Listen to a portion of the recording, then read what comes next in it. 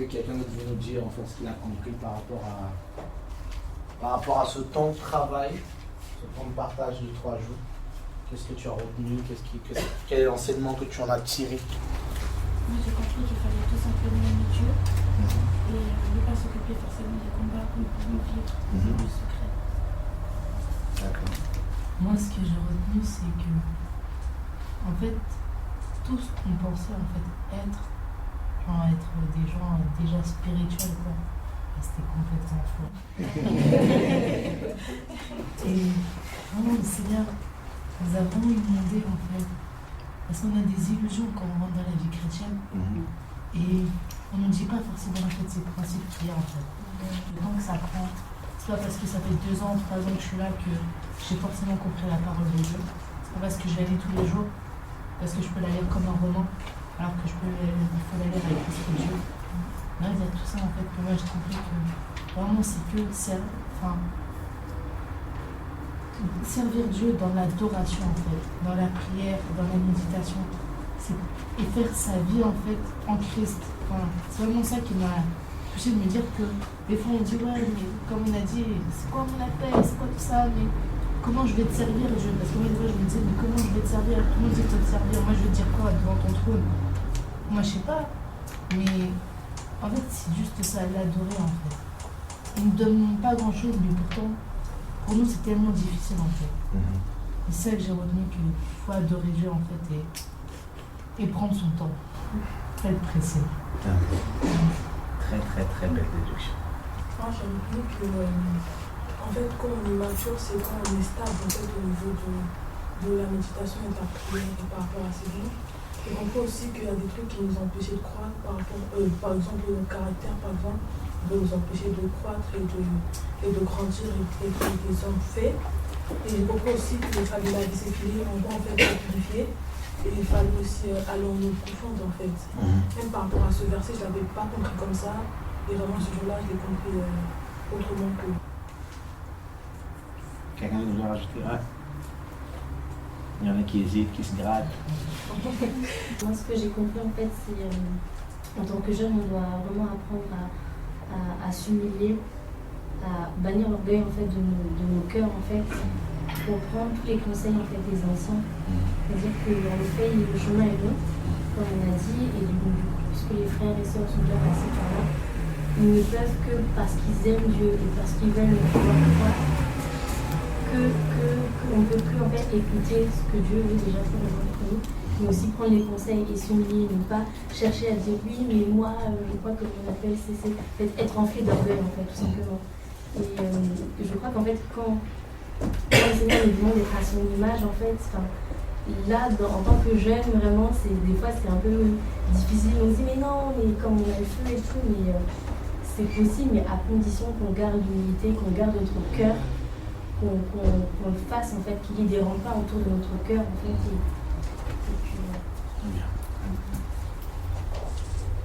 Moi, pour ma part, ce que j'ai retenu, c'est cette semence qui est plantée et c'est Dieu qui fait croître. C'est-à-dire que vraiment, une fois que la semence est bien plantée, une fois qu'on a compris qu'il faut s'humilier, une fois qu'on a compris qu'il faut vraiment chercher cette intimité avec Dieu, connaître Jésus dans sa plénitude, Dieu il fait le reste quoi. Il fait le reste. Donc s'il nous appelle au service, on sera au service. Si on n'est pas appelé au service, le service tel que le ministère avec autorité, on ne sera pas dedans, mais on sera quand même au service du Seigneur parce qu'on va l'adorer et on va témoigner de notre vie de tous les jours à ceux qui seront autour de nous. Amen. Alors moi ce que je retiens c'est vraiment par rapport à tout ce qu'on a dit en fait, le fait qu'on est dans le repos de Dieu, le fait que même l'image de la semence, qu'on le veuille ou pas que ça pousse, ça nous met vraiment dans le repos. Parce que c'est vrai qu'en tant que chrétien il y a des moments où on se dit en fait qu'on stagne, qu'on n'arrive pas à avancer et tout. Et c'est des moments, des fois, l'ennemi aussi se sert de ça pour nous abattre. En fait, on se dit, on n'arrive pas, on a toujours du mal dans ci, on a toujours du mal dans ça. Et le fait de réaliser que c'est Dieu qui va faire croître et que ce qu'il demande de nous, c'est tout simplement qu'on obéisse, en fait, qu'on dispose nos cœurs, qu'on s'humilie, qu'on sache se repentir. Et c'est tout simplement ce qui va faire que la semence qu'il a mis en nous va apporter du fruit. Qu'on n'a pas besoin de se prendre la tête, se stresser. Juste, Seigneur, donne-nous un peu obéissant pour te dire tout ce qui est c'est facile à dire, mais bon, c'est ça. Moi, ce que j'ai retenu par rapport à la croissance avec Dieu, c'est que le chemin il est long en fait. C'est ça. Le chemin il est long, mais on a beaucoup de choses à se dépouiller. D'accord. Le chemin est lent. Au moins ça c'est retenu.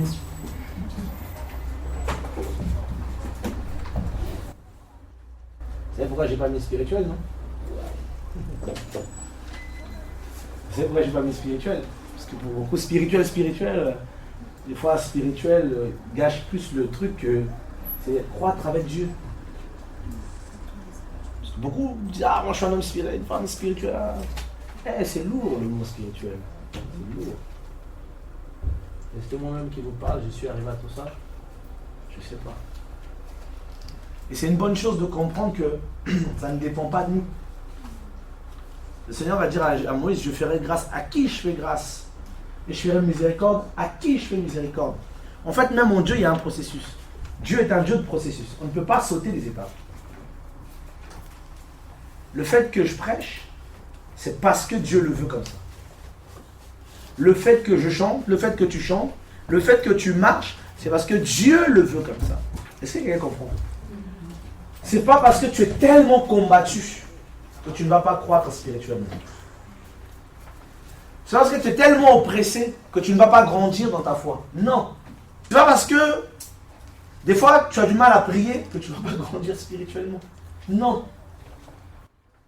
Dans la foi, Dieu permet qu'on puisse expérimenter beaucoup de choses. Tu dois, à un moment, tu vas avoir du mal à prier. Il faut que tu saches ce que ça fait, avoir du mal à prier. À un moment, tu vas prier comme une folle, comme un fou. Il faut que tu saches, ah là, tu fais la prière, c'est quoi? À un moment, tu auras ça. À un moment, tu n'auras pas ça. À un moment, tu auras ceci. À un moment, tu n'auras pas ceci. C'est comme ça que Dieu fonctionne.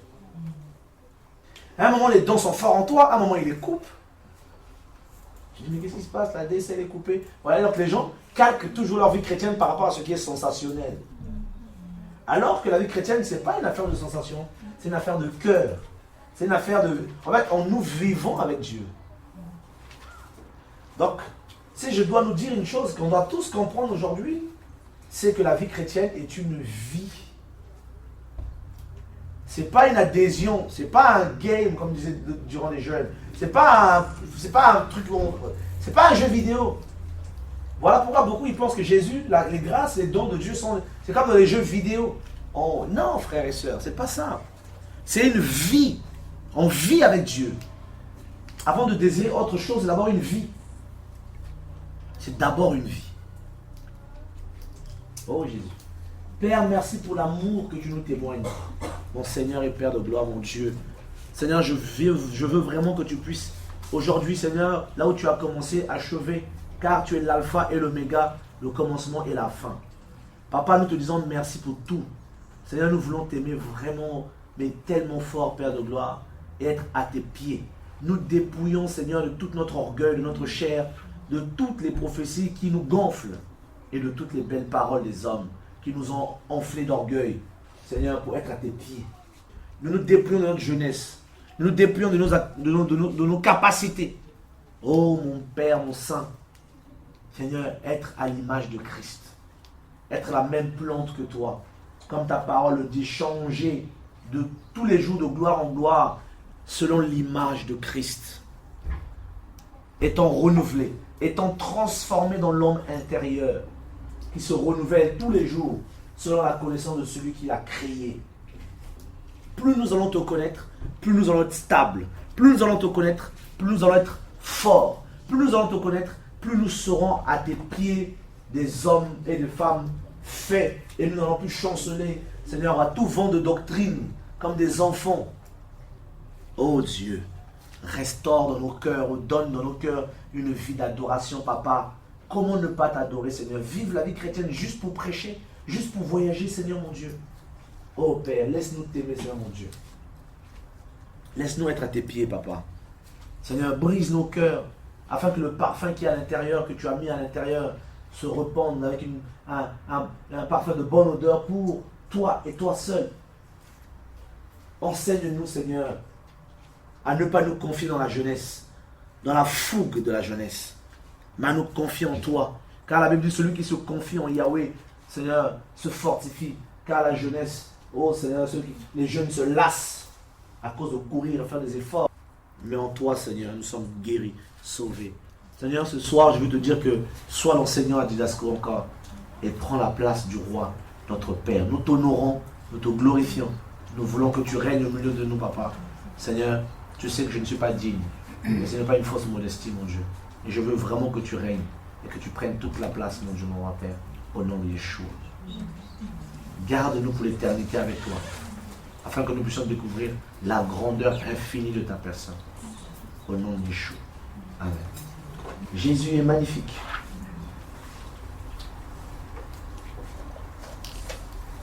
Quelqu'un a une question? Eh bien, on a épuisé notre stock de questions. S'il n'y a pas de questions, c'est pas grave. Vous dites, frère, il n'y a pas de questions aujourd'hui. Nous évoluons. Nous sommes dans le livre de Luc 2. Nous sommes dans Luc 1er plutôt, excusez-moi. À partir du verset 76. Nous sommes toujours en train de traiter notre thème sur la croissance avec Dieu, ou la croissance en Dieu. Pour ne pas forcément dire la croissance spirituelle. Parce que c'est un peu... quand on parle de spiritualité aujourd'hui, beaucoup, c'est... Voilà. On est devenu un peu... Je ne sais pas quelle expression pourrais-je utiliser. Mystérieux. Voilà. Mystificateur. Il y en a qui parlent en langue, qui sert les qui l'orne un peu comme ça, on dirait il est spirituel. Il est en train de discuter avec Dieu. Genre il discerne, il est en train de discerner. Non. On s'est trop blagué. Quelqu'un qui a les dons de l'esprit, il va dire, ah je suis spirituel, parce qu'il a les dons de l'esprit. On a bien vu que les dons de l'esprit chez les Corinthiens étaient là, mais les Corinthiens étaient des enfants. C'était charnel. Je pense qu'après quand on va sortir d'ici, nous serons plus impressionnés par des gens qui... On va plutôt regarder au vu des gens que à l'heure, voilà, on sera plus impressionné. Quand un frère vient te voir, ma soeur, je sens que Dieu me disait, dis-lui frère, c'est bien. Que Dieu soit béni, que Dieu te fortifie.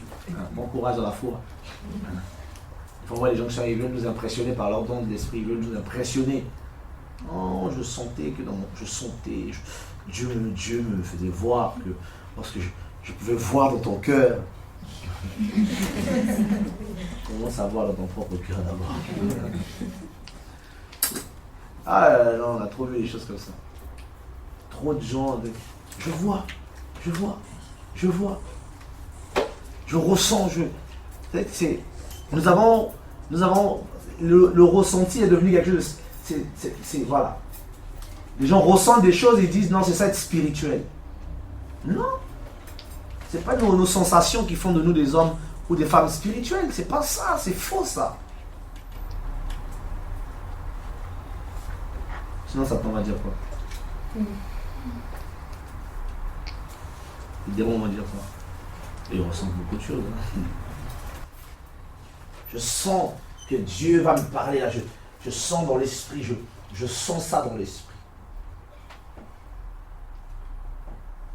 Non, c'est d'abord la vie, la qualité de la vie que tu as, que j'ai. La vie, comment je vis, comment je suis dans mon quotidien. Ça ne sert à rien de faire semblant devant les gens. Ça ne sert à rien. Vaut mieux faire... Ça ne sert à rien. Ça ne sert à rien. Il faut être vrai d'abord tout seul avec Dieu. C'est comme ça qu'il faut être. Avec Dieu, tu es vrai. Tu crains Dieu d'abord entre toi et Dieu. Ça sert à rien de venir faire semblant devant les gens. Vous savez, quand des fois dans le groupe comme ça, les gens deviennent saints. Ils ont des visages de sainteté, des regards de sainteté. Ils sont trop saints.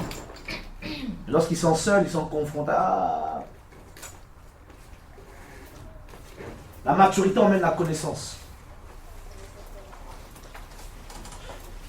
La connaissance par rapport à ton Dieu. La connaissance par rapport au temps. La connaissance par rapport à... qui est due à l'expérience que tu as eue. Plus tu as de l'expérience, plus tu as avancé avec le Seigneur, plus tu es mature, plus tu es stable, plus les choses ne te font plus peur parce que tu connais. Lorsque tu es dans le désert, tu dis je suis dans le désert. C'est parce qu'un chrétien va dans le désert. C'est que tu n'es plus impressionné par les choses qui t'arrivent. Paul dit, non, Pierre plutôt, dans la Pierre, il dit, Ne soyez pas étonnés d'être dans le feu de la fournaise comme si vous arrivez à quelque chose d'extraordinaire. C'est pas évident, hein. On va dire ça à un chrétien qui souffre, que ta souffrance c'est bien, mais c'est pas quelque chose d'extraordinaire. Hein. T'as appelé à souffrir, on souffre en silence et trace ta route vers la nouvelle Jérusalem, c'est tout. Un nouveau chrétien dit, il n'est pas méchant, il n'est pas méchant, lui m'a encouragé, il m'a blessé. Mais un chrétien mature, quand il souffre, il dit, frère, la souffrance on te partage, accroche-toi, Jésus revient bientôt. Il va comprendre, il va dire, frère, on s'accroche. Mais le nouveau, il va dire, mais non, et moi je veux que tu me prennes dans tes bras, tu me fais un câlin, tu me dis, sois fortifié, ou tu m'imposes les mains. Moindre attaque, il faut prier pour moi, tout ça, qu'est-ce qui se passe? J'ai été attaqué cette nuit, j'ai vu une figure, un masque, tout ça. Mais si tu connais ton Dieu, que tu vois des masques, que tu vois des apparitions, que tu vois rien, la Bible dit que c'est Jésus-Christ qui règne. C'est tout. Moi, que tu me paraisses, que tu me paraisses pas, que tu sois un masque devant moi, que tu sois pas un masque, je vais te regarder dans les yeux, je vais te dire, tu as été vaincu. Voilà, c'est tout. Ton cinéma, c'est bien, mais Jésus-Christ a dit qu'il a triomphé de toutes les principautés et les dominations, tant dans les ciels que sur la terre. Il maîtrise tout le monde. Et ayant reçu son esprit, et soyons, je suis fils de Dieu, co-héritier avec Christ, mais je suis bien. Ça veut dire que même les enfants des présidents ne sont pas mieux que toi. Mon Dieu, nous étions au verset comme un 67. Et toi, petit enfant, tu seras appelé prophète du Très-Haut, car tu marcheras devant la face du Seigneur pour préparer ses voies. Là, il s'agit de l'appel de qui ici? Jean-Baptiste. Afin de donner à son peuple la connaissance du salut, par la rémission de leurs péchés, grâce aux entrailles de la miséricorde de notre Dieu, en vertu de laquelle le soleil levant nous a visités d'en haut, pour éclairer ceux qui sont assis dans les ténèbres et dans l'ombre de la mort, et pour conduire nos pas dans le chemin de la paix. Or, le petit enfant croissait et se fortifiait en esprit, et il demeura dans les déserts jusqu'au jour où il se présenta à Israël. Regardez bien l'échelonnement de la chose. Dès le début, il naît. D'accord? Quand il naît,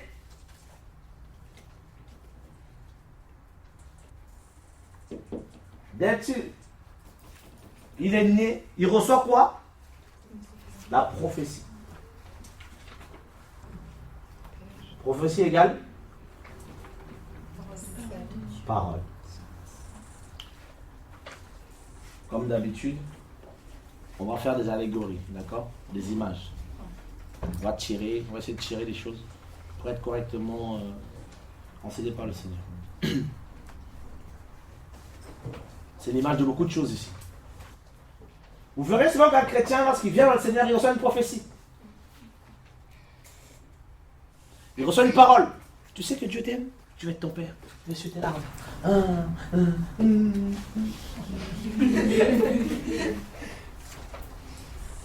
Tu vas travailler avec les enfants. Tu sais que Dieu t'appelle jeune homme? Tu vas le servir. Il y a un appel terrible sur ta vie. Un appel sur les nations. Un appel sur ceci. Vous n'avez jamais vu ça? C'est souvent. Il n'y a que ça souvent. David en même ça répétait les prophéties. Dans la naissance, il y a une parole qui est libérée. Donc vous voyez que c'est la parole qui fait naître. Un chrétien, pour naître, il faut qu'il reçoive une parole. Celle de Dieu. Fais gaffe de recevoir la parole d'un homme. Tu vas naître du travers. Il faut que du moins l'homme qui est devant toi soit un homme qui est un vase de Yeshua, notre Père. Il faut qu'il y ait une parole véritable. Une personne qui ne reçoit pas une parole véritable ne sera pas un chrétien véritable. Une personne qui ne reçoit pas l'évangile véritable ne sera pas un chrétien véritable. C'est impossible. Combien même il ira à l'église, combien même il priera, combien même il fera tout ce qu'il veut, il y aura au bout d'un moment des ratés. Il y aura au bout d'un moment des loupés parce qu'il ne sera pas construit. Or, Yahweh soutient toutes choses par sa parole.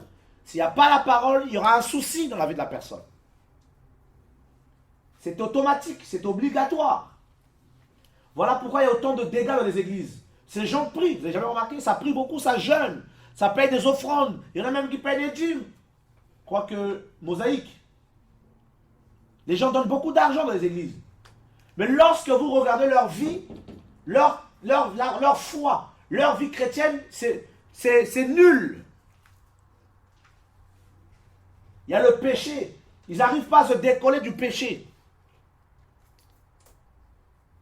Vous avez jamais remarqué ça? Tu pries, ouais, moi je prie avec mon pasteur, il est sympa, tout ça. Quand on gratte, péché. Quand on gratte, il y a quelque chose qui ne va pas. T'es chrétienne? Ah, moi aussi. Eh tiens, moi je prie dans une église, caresse-moi. Après, vous allez fouiller, péché.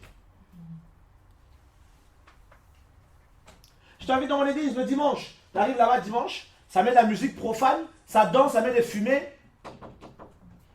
Il y a un souci. Mais pourtant, il se réclame être chrétien. Quelque chose s'est passé. Quelque chose s'est passé. C'est des avortants. Le danger de l'église actuelle, c'est ça. Des chrétiens mal nés.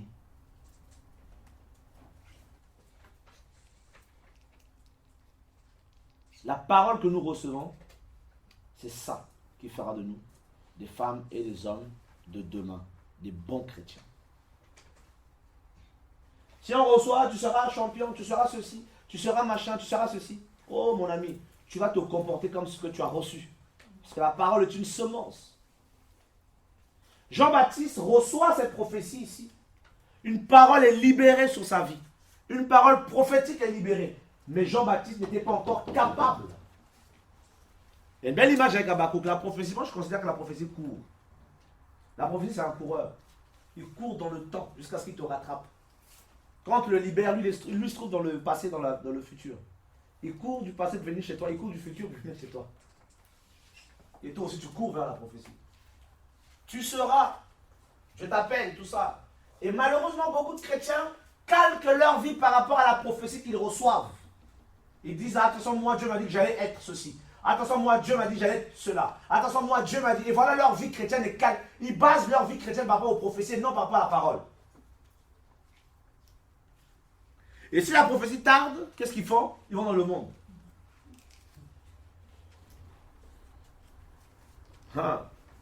Oh, Yeshua, le roi de gloire. Or, le petit enfant. Ouais, bien, il était né. Hein. Il est devenu quoi après? Petit enfant. Le petit enfant faisait quoi?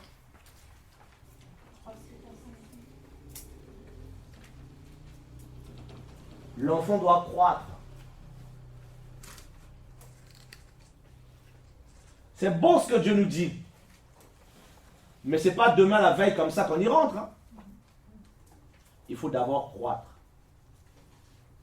Ne peut être dans l'appel que Dieu l'a donné un homme et une femme qui est mature. Sinon tu vas faire quoi là-dedans? Mais tu vas tuer les gens. Regardez Moïse. Dieu l'appelle, petit enfant qu'il était. Il a voulu tout de suite répondre à l'appel. Qu'est-ce qu'il a fait? Il a tué un Égyptien. C'est ce que Dieu voulait.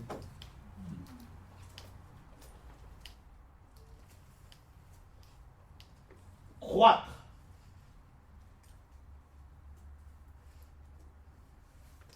Croître.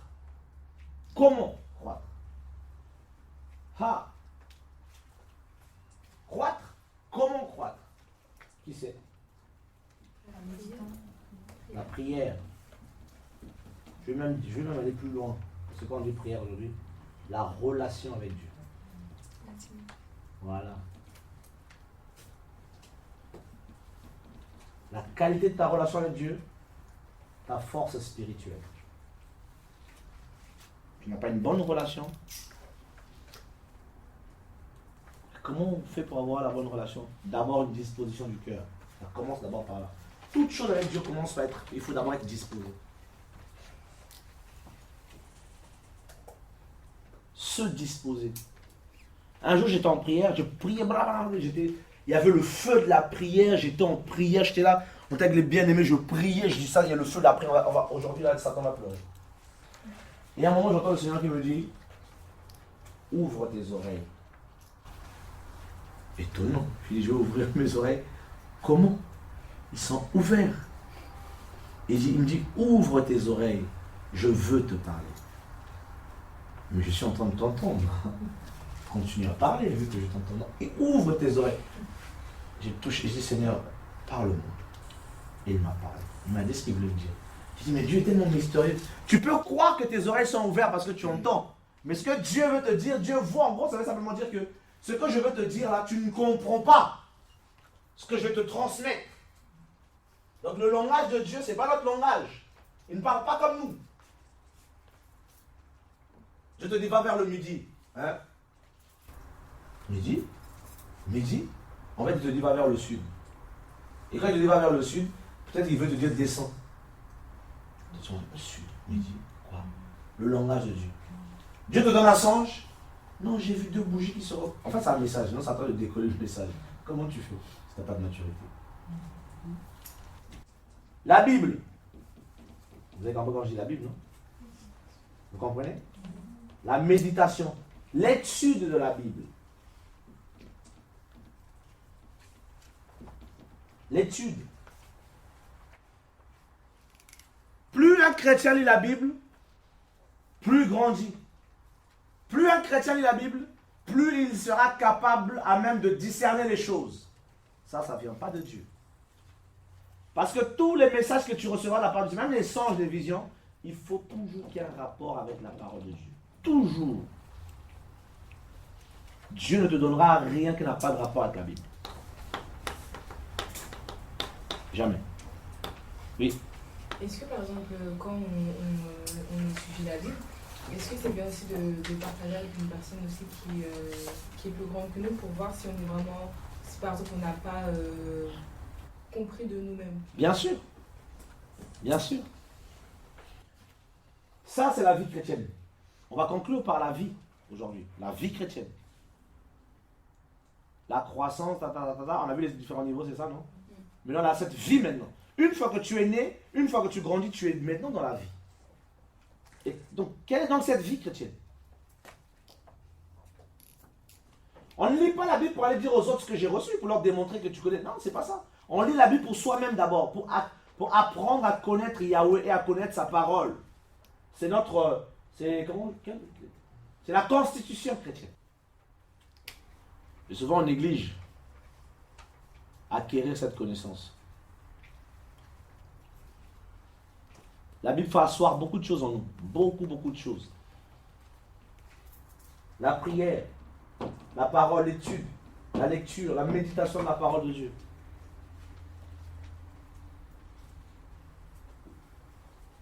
L'enfant croissait et se fortifiait.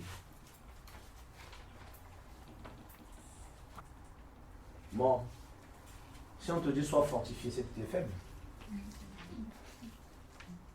Comment veux-tu qu'on fortifie quelqu'un qui est déjà fort? Donc, dans la vie chrétienne, il y a des moments où on connaîtra la faiblesse. Donc, les combats même que nous décrions, là, Seigneur, j'ai trop de combats, les combats nous font grandir. Nous devons nous attendre à être combattus. Les combats que nous suscite la chair, les combats que nous suscite Satan, les hommes, même certains chrétiens peuvent te susciter des combats. L'enfant se fortifiait en esprit. En esprit.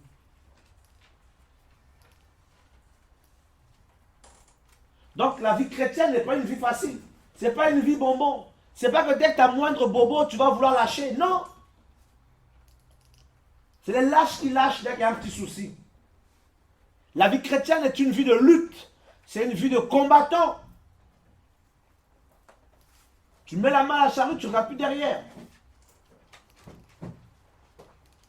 Tout ne sera pas rose. Le Seigneur vient nous fortifier parce que nous devons nous habituer. Tu n'as jamais été combattu. Comment tu vas conseiller, aider, fortifier ceux qui sont combattus? Combat, rejet, calomnie. Aujourd'hui, quand un chrétien est calomnié, les gens disent c'est bizarre, on le calomnie trop, ça dit, il n'est pas normal. Mais attends, c'est écrit dans la Bible.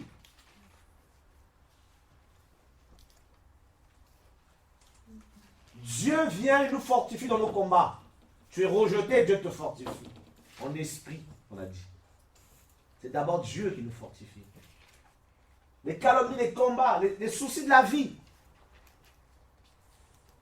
Tu dois être préparé, fortifié. L'enfant croissait et se fortifiait. En fait, il prenait du galon, prenait du gabarit, prenait des vitamines spirituelles. Où? Dans le désert. Nous, on ne veut pas dans le désert, non?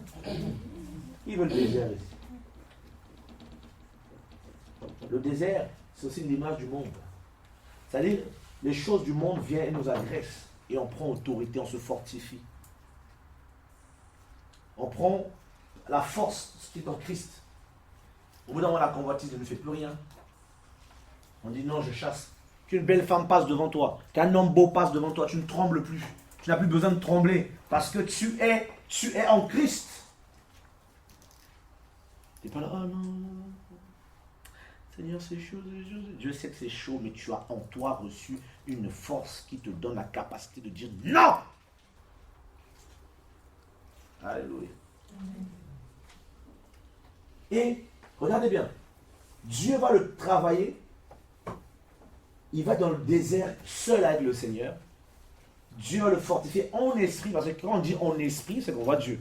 En esprit, c'est le domaine du Seigneur. Hein. C'est entre toi et le Seigneur. Mais tu es fortifié dans le désert, le Seigneur t'apprend. Il t'exerce au combat. Donc il peut arriver dans la vie chrétienne que tu passes par des moments difficiles. N'abandonne pas parce que Dieu est en train de te préparer afin que tu te présentes devant Israël. Est-ce que vous me comprenez? Beaucoup disent Dieu m'a appelé, Dieu m'a appelé, Dieu m'a appelé, Dieu m'a appelé. Et tu crois que tu vas te retrouver le jour au lendemain devant tout le monde comme ça? Non. Il y a la phase de qualification. Jésus pareil, hein? Vous avez vu, non? 40 jours. Pour être éprouvé, pour être tenté. Et c'est là où le bas blesse chez beaucoup. Dès qu'il y a des difficultés, dès qu'il y a les oppressions, dès qu'il y a les combats, les gens cèdent. Ils abandonnent. Ils disent non, c'est bon, c'est trop dur. Je lâche. Dès qu'il y a la pression, tu peux subir la pression des chrétiens. Hein. Fais. Tu subis en même temps l'oppression, les pensées impures. Tu dois tenir. Tu dois te fortifier. Tu dois grandir.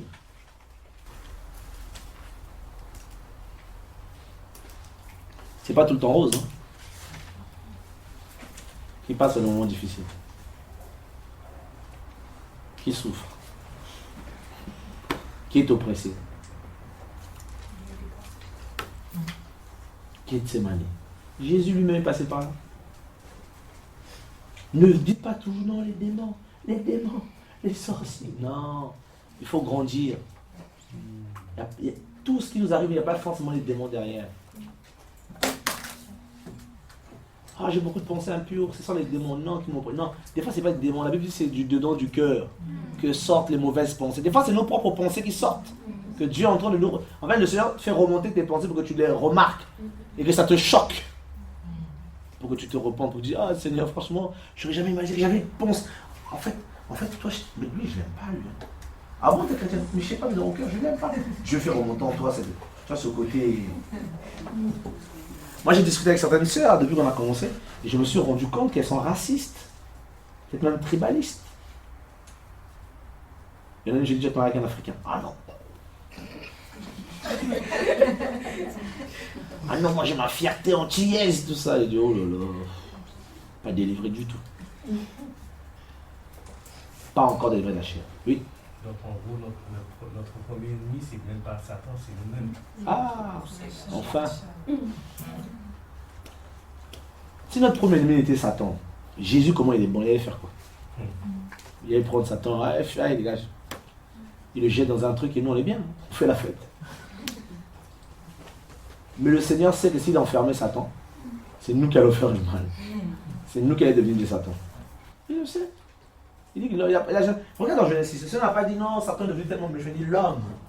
Et l'homme est devenu mauvais. Tous les jours, ses pensées ne se dirigent que vers ce qui est mal. On n'a pas dit Satan, on n'a pas dit non, le diable venait et lui disait. Non, l'homme lui-même, de son propre chef. Des fois j'aime blaguer, des fois les démons sont étonnés. Oh, c'est même pas moi qui l'ai espéré, c'est Ce truc qu'il a fait tout seul. Il a peut-être trouvé l'idée de faire du mal à ce moment-là. Il y en a qui font du mal, ils ne sont même pas inspirés par l'ennemi. Ils tirent ça de leur propre chef. Le Seigneur n'a pas dit c'est à cause des démons qu'il y a la... Tu sais, des fois, il faut qu'on arrête d'accuser aussi le diable. C'est nous-mêmes aussi les fautifs. Quelqu'un tombe dans l'impudicité et me dit non, la sirène des eaux m'a attaqué. Il faut arrêter. Jésus dit c'est du dedans du cœur que sortent les fornications. Il n'a pas dit la sirène des eaux. La sirène des eaux, c'est un esprit qui a été vaincu. C'est nous-mêmes nos propres, on va dire, sirène des eaux. En gros, Satan utilise des portes contre nous. Quoi. Nos faiblesses. Voilà pourquoi Dieu travaille nos faiblesses. Pour ne pas que Satan les utilise contre nous. Voilà pourquoi tu souffres. Voilà pourquoi tu es brisé. Voilà pourquoi nous pleurons. Parce que Dieu enlève toutes ces choses pour que Satan ne puisse pas les utiliser contre nous. Le Seigneur se tient devant le diable et dit, le prince de ce monde arrive, mais il n'a rien en moi. Donc, s'il vient, il ne peut rien trouver en moi qu'il peut utiliser. Il n'a rien en moi. Rien. Mais nous, là, quand il vient et pioche la colère, oh, ça je connais. Convoitise, oh, je connais, regarde, Seigneur, regarde. Tiens. Lui, là, menteur, menteuse, viens.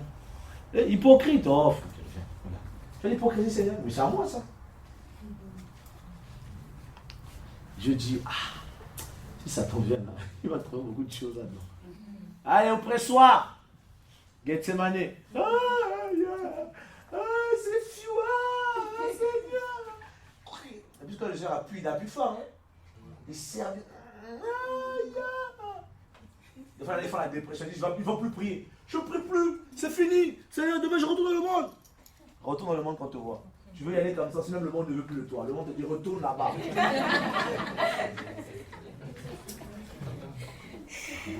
Moi, c'est comme ça que j'ai arrêté la musique. Hein.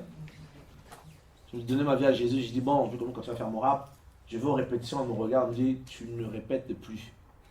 T'en vas. J'ai dit, mais comment ça? Mais maintenant, t'es avec Dieu. Je dis, mais vous aussi, vous êtes musulman, moi. Il me dit, non, toi, c'est pas pareil. Quand j'ai entendu ça, moi, c'est pas pareil. J'ai pris mes... Je suis parti.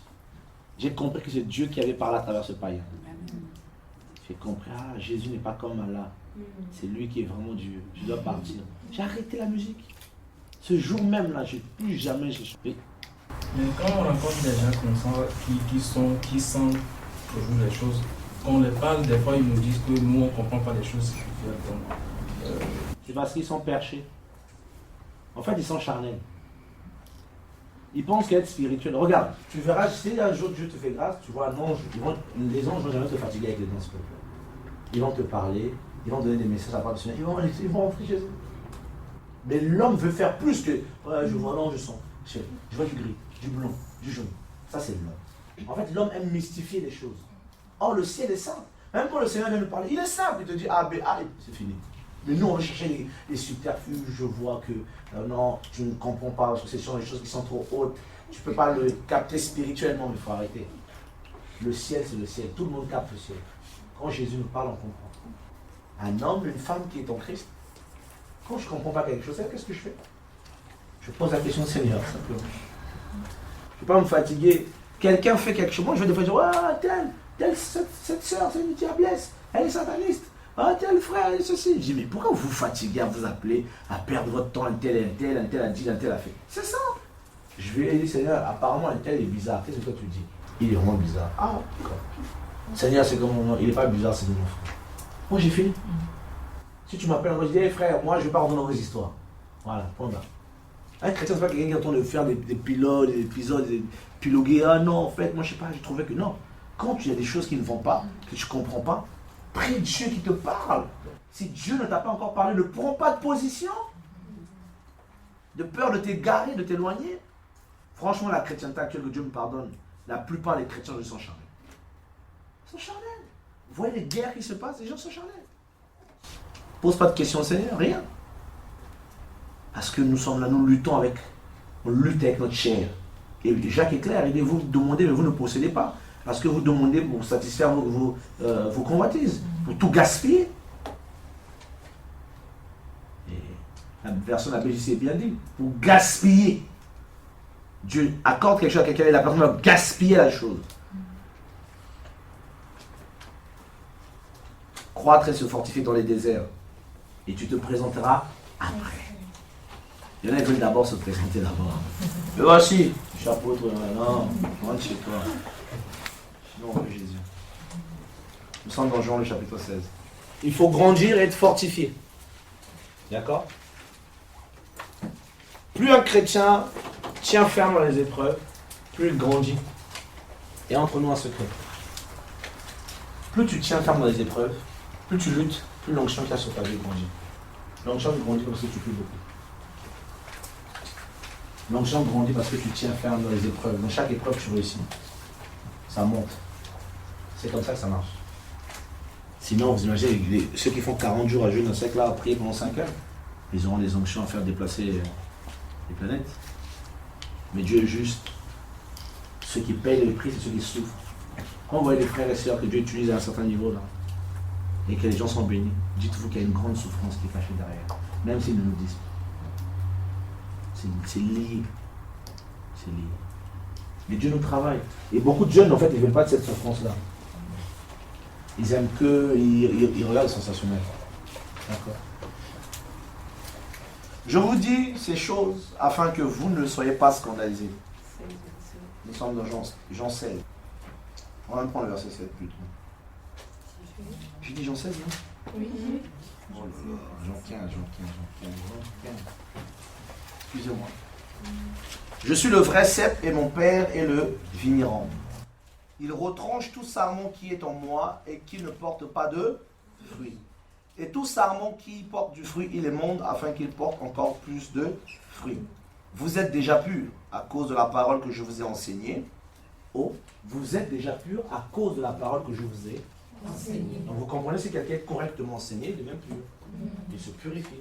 Donc c'est lié par rapport à ce qu'on reçoit. Quelle parole qu'on reçoit. Les apôtres étaient purs. Il dit quoi encore Jésus? Demeurez en moi et je demeurerai en vous, comme le sarment ne peut de lui-même porter du fruit s'il ne demeure pas attaché au cep. Ainsi vous ne le pouvez pas non plus si vous ne demeurez pas en moi. Je suis le cep et vous êtes les sarments. Celui qui demeure en moi et en qui je demeure porte beaucoup de fruits. Car hors de moi, vous ne pouvez rien produire. Si quelqu'un ne demeure pas en moi, il est jeté dehors, comme le sarment, et il sèche. Puis on l'amasse et on le met au feu, et il brûle. Si vous demeurez en moi et que mes paroles demeurent en vous, demandez tout ce que vous voudrez. Waouh, quelle promesse. Et cela vous sera fait. Mais si vous portez beaucoup de fruits, mon Père sera glorifié. Et vous serez alors mes disciples. Si vous prêchez beaucoup, si vous voyagez beaucoup, si vous avez beaucoup de paroles de connaissance, mon Père sera glorifié. Non, si vous portez beaucoup de fruits, mon Père sera glorifié et vous serez alors mes. Comme le Père m'a aimé, ainsi je vous ai aimé. Demeurez dans mon amour. Si vous gardez mes commandements, vous demeurez dans mon amour, comme j'ai gardé les commandements de mon Père, et je demeure dans son amour. Je vous ai dit ces choses afin que ma joie demeure en vous et que votre joie soit parfaite. Voici mon commandement, que vous vous aimez les uns les autres, comme je vous ai aimé. Personne n'a de plus grand amour que celui qui donne sa vie pour les. Si vous lisez, vous allez voir des conséquences de toutes les paroles que j'ai, des bonnes paroles. Mais le seul point qui était là, c'est demeurer en moi. Là, c'est notre résumé final. Demeurer en Christ. Ah! C'est ça le combat de la foi. Demeurer. Oui? Les fruits dont il parle, c'est dans Galates 5, c'est ça? C'est ça. Les fruits. Ouais. Et encore plus. Et encore plus. Demeurer. Demeure. Maison. Est-ce que vous comprenez un peu le parallèle? Il faut demeurer. En fait, il faut habiter. En gros, il faut vivre Dieu, la parole. Il dit, vous êtes des sarments et moi le cep. Voilà, au début, on a vu l'arbre. Hein. D'accord? Regardez bien. Christ, c'est les racines. L'arbre, le cep. Vous connaissez le cépage un peu, hein? les raisins. On cueille les raisins, tout ça. Quand le cep est pourri, c'est que c'est toute la récolte là, c'est pourri. Et le Seigneur dit ceci, nous, on est les sarments. Donc, Christ, c'est lui qui nous emmène la sève, vous voyez. Les branches reçoivent la vie d'ici. Ils ne font pas d'effort pour pousser. On leur emmène la sève. Eux, ils sont juste là avec des feuilles. Ils portent du fruit. On cueille leurs fruits. On les mange. Mais, jamais on dit merci à lui. Qui fait que eux tous là fonctionnent correctement.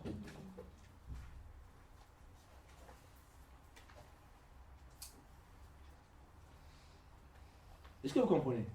Et si quelqu'un se coupe, c'est logique. Au début, on va voir qu'il est toujours vert. Mais au bout de 2 heures, la feuille va changer de couleur. Au bout de 7 heures, va sécher. Au bout de 2 jours, au feu. C'est l'image des avortants. Des chrétiens qui retournent dans le monde, qui ne demeurent pas en Christ et ne portent pas de fruits. Donc on voit très bien que c'est le Seigneur qui nous fait porter de fruits. Et qu'on ne porte pas de fruits, parce que non. Et moi je dis souvent qu'il y a des chrétiens ils portent des fruits fake, des faux fruits. Ils essaient d'être humbles, ils s'efforcent. Bonjour, bonjour. Mais quand vous allez gratter au bout d'un moment, ils vont péter un plan un jour et dire oh, en fait tu étais comme ça toi. Des faux fruits parce que ça ne vient pas du Seigneur. Ça ne vient pas de l'arbre de vie. Ils ne reçoivent pas la sève, le sang de l'agneau.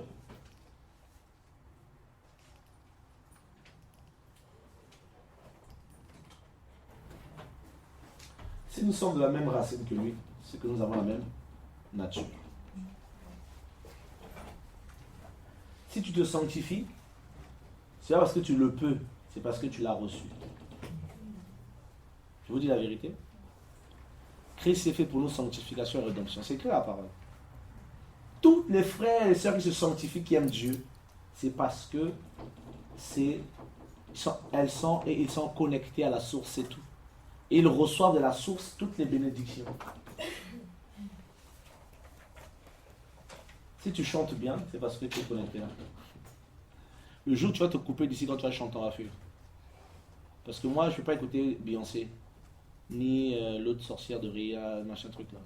Je ne peux pas l'écouter, je vais l'écouter, pourquoi faire? Parce qu'elle n'est pas connectée là.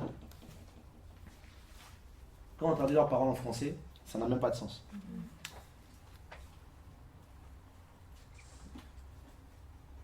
La source, le cep. Et vous êtes des serments. Et Jésus est magnifique, Jésus. Oh Jésus.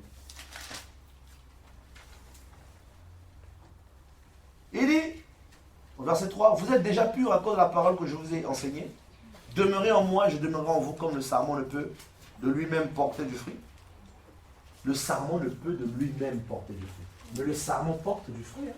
Mais de lui-même, il ne peut pas. Mais il en porte. C'est bizarre. Il porte du fruit, mais de lui-même, il ne peut pas en porter. Parce que son fruit lui vient de quelque part. Sa capacité d'en porter lui vient de quelque part. Quelqu'un lui communique cela. Ta vie de prière ne vient pas de toi. Moi, je prie beaucoup. Ah ouais, non, ah ouais. Ah moi, ah non, la prière, moi, ah non, la prière, je ne vais pas avec ça, moi. Moi, je vois des sœurs qui parlent comme ça. Et moi, je suis une femme de prière, moi. Moi, je suis une sentinelle. Ah, moi, j'arrive pas à comprendre hein, comment eux, ils font pour ne pas prier. Orgueilleux. Moi, j'arrive pas à comprendre. Moi, j'arrive à comprendre pourquoi toi, tu pries. C'est ta grâce. Tu es connecté. C'est ce que Dieu veut pour toi. Il le produit en toi. Et d'autres, c'est la libéralité. Ils donnent facilement. Parce que c'est leur grâce. Ils sont connectés à ça. Ça se produit naturellement chez eux. Il n'y a aucun sujet de se glorifier là-dessus. Qu'as-tu que tu n'aies pas reçu? Et si tu l'as reçu, pourquoi te glorifies-tu? Ça va, tu rentres pas hein? Oh, tu sais, moi, je suis en mission. J'ai prié pour les gens. Et c'est Jésus qui a fait ça. Toi-même, tu ne sais pas ce qui se passe. Tu ne comprends rien. Tu n'es rien. Ni les démons, ni les anges, tu les vois pas. C'est Dieu qui fait. C'est tout. Et quand Dieu fait, on l'honore, on se plie, on se met à genoux, on le glorifie. Petite parole de connaissance, on a la tête grosse comme une montgolfière. On ne veut plus écouter les aînés. Toi, j'en ai moi et ma vie, moi, un Saint-Esprit. J'ai viré un jeune comme ça il y a quelques temps. Il n'y a même pas 3 semaines. Il est trop gonflé. Il pense qu'il a rêvé. C'est parce que l'esprit me convainc. Mais je ne sais pas de quel esprit tu parles. Parce que moi, l'esprit de Dieu m'apprend à me soumettre aux aînés. Soumettez-vous à vos conducteurs. Pas que c'est des gourous. La Bible est claire. Hein? Vous ne me verrez pas avoir des problèmes avec mes aînés à la fois. C'est des principes que je n'applique jamais. Combien même j'ai un problème avec eux, je vais mettre mes genoux par terre, je vais prier. Toi qui es juge au-dessus de nous deux, s'il te plaît, parle. La plupart du temps, ils vont appeler, ah, ça c'est une incompréhension, tout ça, mais c'est pas grave. Ah. Frère, notre génération là, ils croient que la justice de Dieu, c'est la justice des hommes. Le cep. Demeurer en Christ. Sans ça, on ne peut rien faire. Est-ce que vous comprenez? Attendez, juste. Si tu ne demeures pas ici, tu ne peux pas prier, tu ne peux pas adorer, tu ne peux pas prophétiser, tu ne peux pas chanter, tu ne peux pas manifester l'onction. Tu n'as rien. Donc si tu as tout ça, pourquoi te glorifier?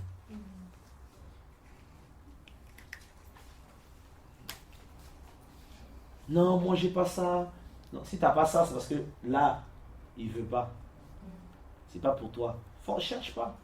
Ne cherche pas à vouloir faire, ça ne marchera pas. C'est pas pour toi. Demeure en Christ. Oui. Les branches, chaque branche porte des fruits.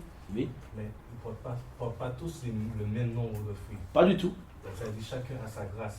Si par exemple tu as la grâce de, comme tu as dit, la libéralité, tu peux avoir la grâce de donner beaucoup d'amour. Donc c'est pas parce qu'ils portent cette grâce que je dois avoir la même chose. Donc, pas du tout. Donc c'est selon ce que Dieu t'a donné que tu donnes. Tu t'imagines si tout toi était des pieds? Tu aurais été un monstre. Le corps de Christ a besoin. En fait, le Seigneur nous a créés différents. Il nous a confié des grâces différentes afin qu'on ne manque de rien. D'accord? En fait, c'est une belle preuve d'amour. Il a donné aux uns et aux autres selon qu'il a voulu, afin que chacun ne manque de rien. Là où j'ai du mal, là où je ne peux pas, je le retrouve en toi et je suis comblé. Là où tu ne peux pas, tu le retrouves en moi, je suis comblé. Là où nous ne pouvons pas nous retrouver à notre soeur, à notre frère, nous sommes comblés. En fait, quand nous nous réunissons, nous sommes stables et complets. Nous sommes un corps. C'est très important de comprendre ça. De savoir que telle personne, c'est son domaine. Donc ça, après, ça vient après. Je sais que tel frère, son don, c'est ceci, c'est cela. Je ne vais pas forcément vouloir aller faire alors que ce n'est pas pour moi. Il y a des choses, je dis à tel frère, vas-y, fais. Je sais que tu sais le faire. Moi, ce n'est pas trop mon truc. Vous savez, vous comprenez? C'est aussi ça la maturité. Merci. Ça évite la mort. Et la honte. Je ne sais pas chanter sur le micro. 300 personnes qui sont là. Alors que telle sœur sait chanter, au lieu de prendre le micro, vous dire tiens, toi t'es là, mais tout le monde entend que car on ne sait pas que tu casses ton son, tu te déchires. On entend les c'est terrible. C'est terrible.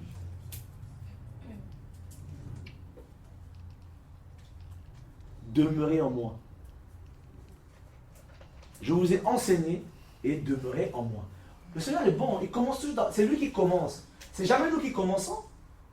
Il vient nous enseigner, on est purifié et on demeure. Il dit gardez ma parole, car celui qui garde la parole m'aime.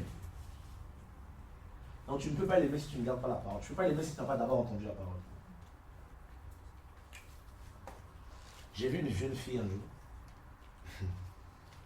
J'étais à Château d'Eau, il y a quelques temps, il y a des années même, aujourd'hui. Je marchais, elle et moi, on souvent faisait des débats.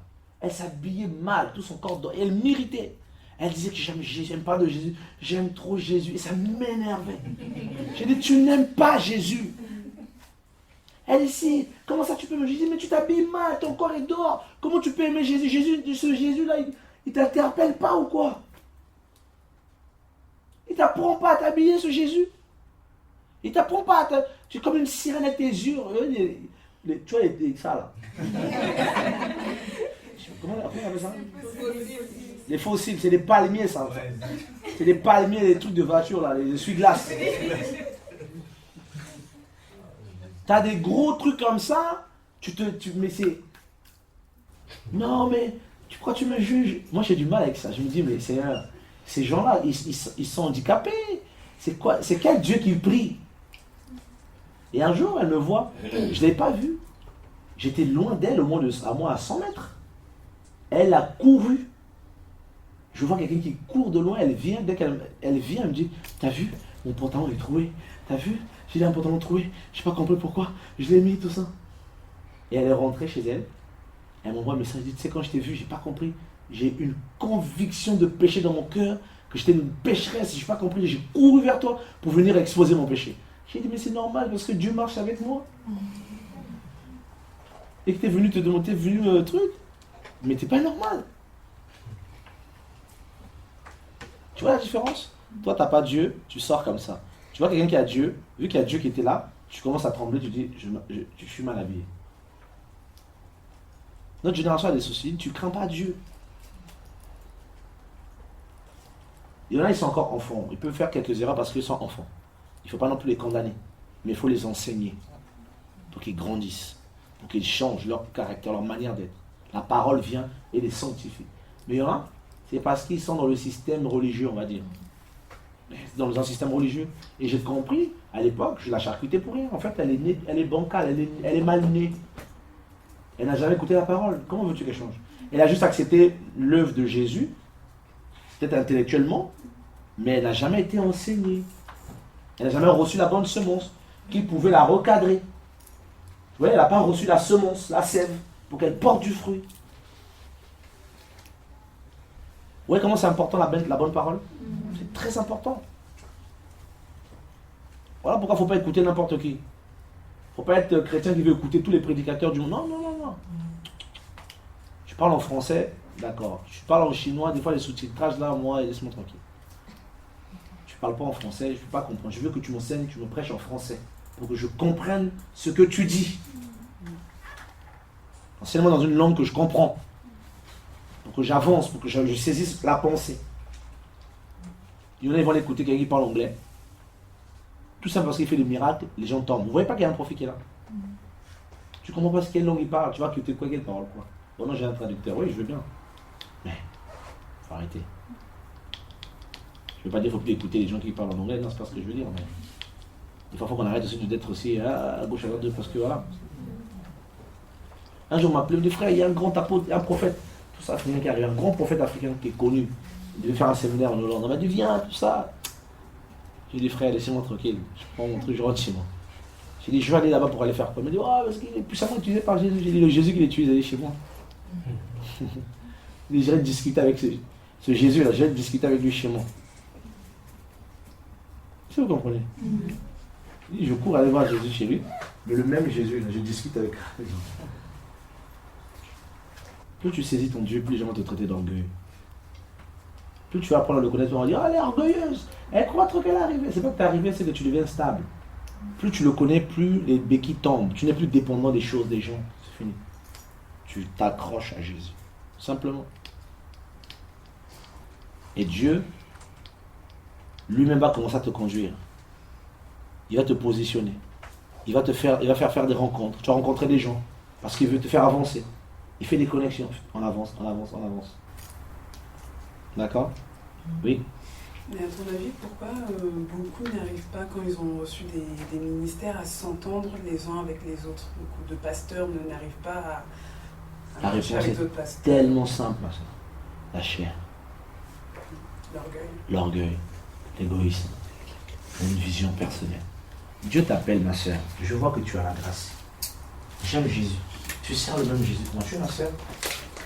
Si tu fais, j'arrive dans un coin, chez les Mazarin, je vois que Dieu se sert de toi chez les Mazarin. Et moi j'habite 2 Patelins, par exemple, à Bondoufle. Pourquoi je veux absolument venir à chez les Mazarin pour commencer ça avec? Alors que tu es déjà chez les Mazarin. C'est pas le même Dieu que tu cherches. C'est pas le même ciel qu'on va te saluer. Pourquoi pas dire, ah, Dieu est chez les Mazarin, il y a un frère qui est là-bas. C'est comme ça qu'on travaille. Tu vois? Moi, des fois, quand je suis à l'étranger, je suis dans une ville, souvent, je peux aller voir des pasteurs qui sont dans le coin. Je dis, voilà, il existe, on va aller voir. Mais la plupart des temps, tu vois, c'est juste des visions personnelles. Tu vois, c'est lié à l'orgueil, c'est lié à la réussite personnelle. Ils sont mal mis. Beaucoup sont liés à la religion. Enfin, ils ont appris, c'est une culture évangélique. C'est une culture, c'est une éducation. Malheureusement. Et Dieu vient, il sort ses enfants de là. En fait, tout ce que nous faisons là, Dieu est en train de... Nous sommes l'église de devant. Et vous verrez toutes ces choses, vous allez les communiquer à d'autres. Et ça va se répandre. Et ça va être une nouvelle église. Mais voilà pourquoi ne vous négligez pas. Ne prenez pas à la légère tout ce que Dieu nous enseigne. Voilà pourquoi, comme je dis au début, il faut que ça rentre bien. Pour que vous puissiez retranscrire bien. Et non mutiler. Tu manges, tu avales, tu régurgites aux autres. Ils mangent, eux c'est leur tour, et on se duplique. On se duplique. On se duplique. On se duplique. La pensée du royaume, c'est très important. Alléluia. Donc, le succès, c'est dans demeurer, habiter. Habiter et apprendre à te connaître tel que tu es vraiment. La vie chrétienne, c'est pas de la mystification, c'est simple. Dieu te touche, tu as une vie de prière, tu as une vie de lecture de la Bible, c'est tout. Tu obéis, tu lis la Bible, tu apprends. Tu t'attends à Dieu. Toi, tu lis la Bible, tu pries. Tu cherches à le connaître.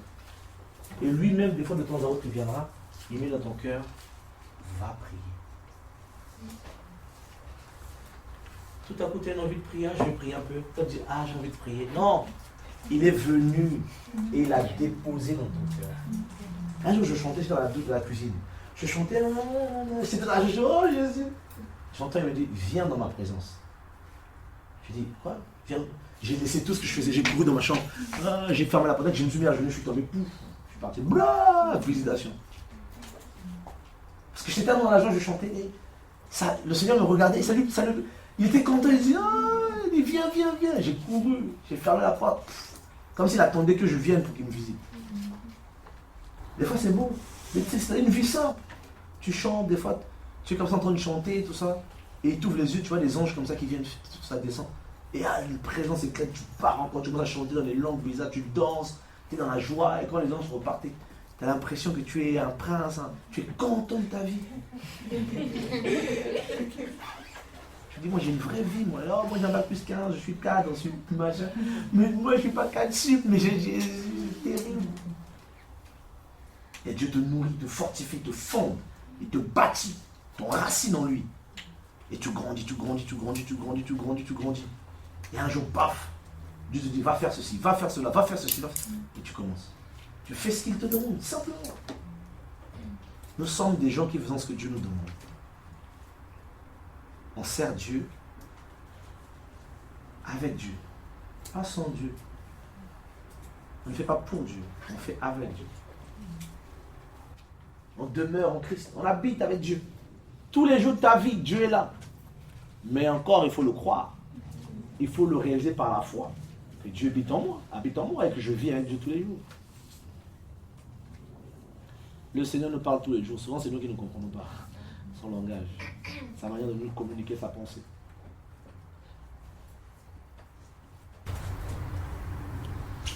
Qui a du mal avec un péché? En toute sincérité.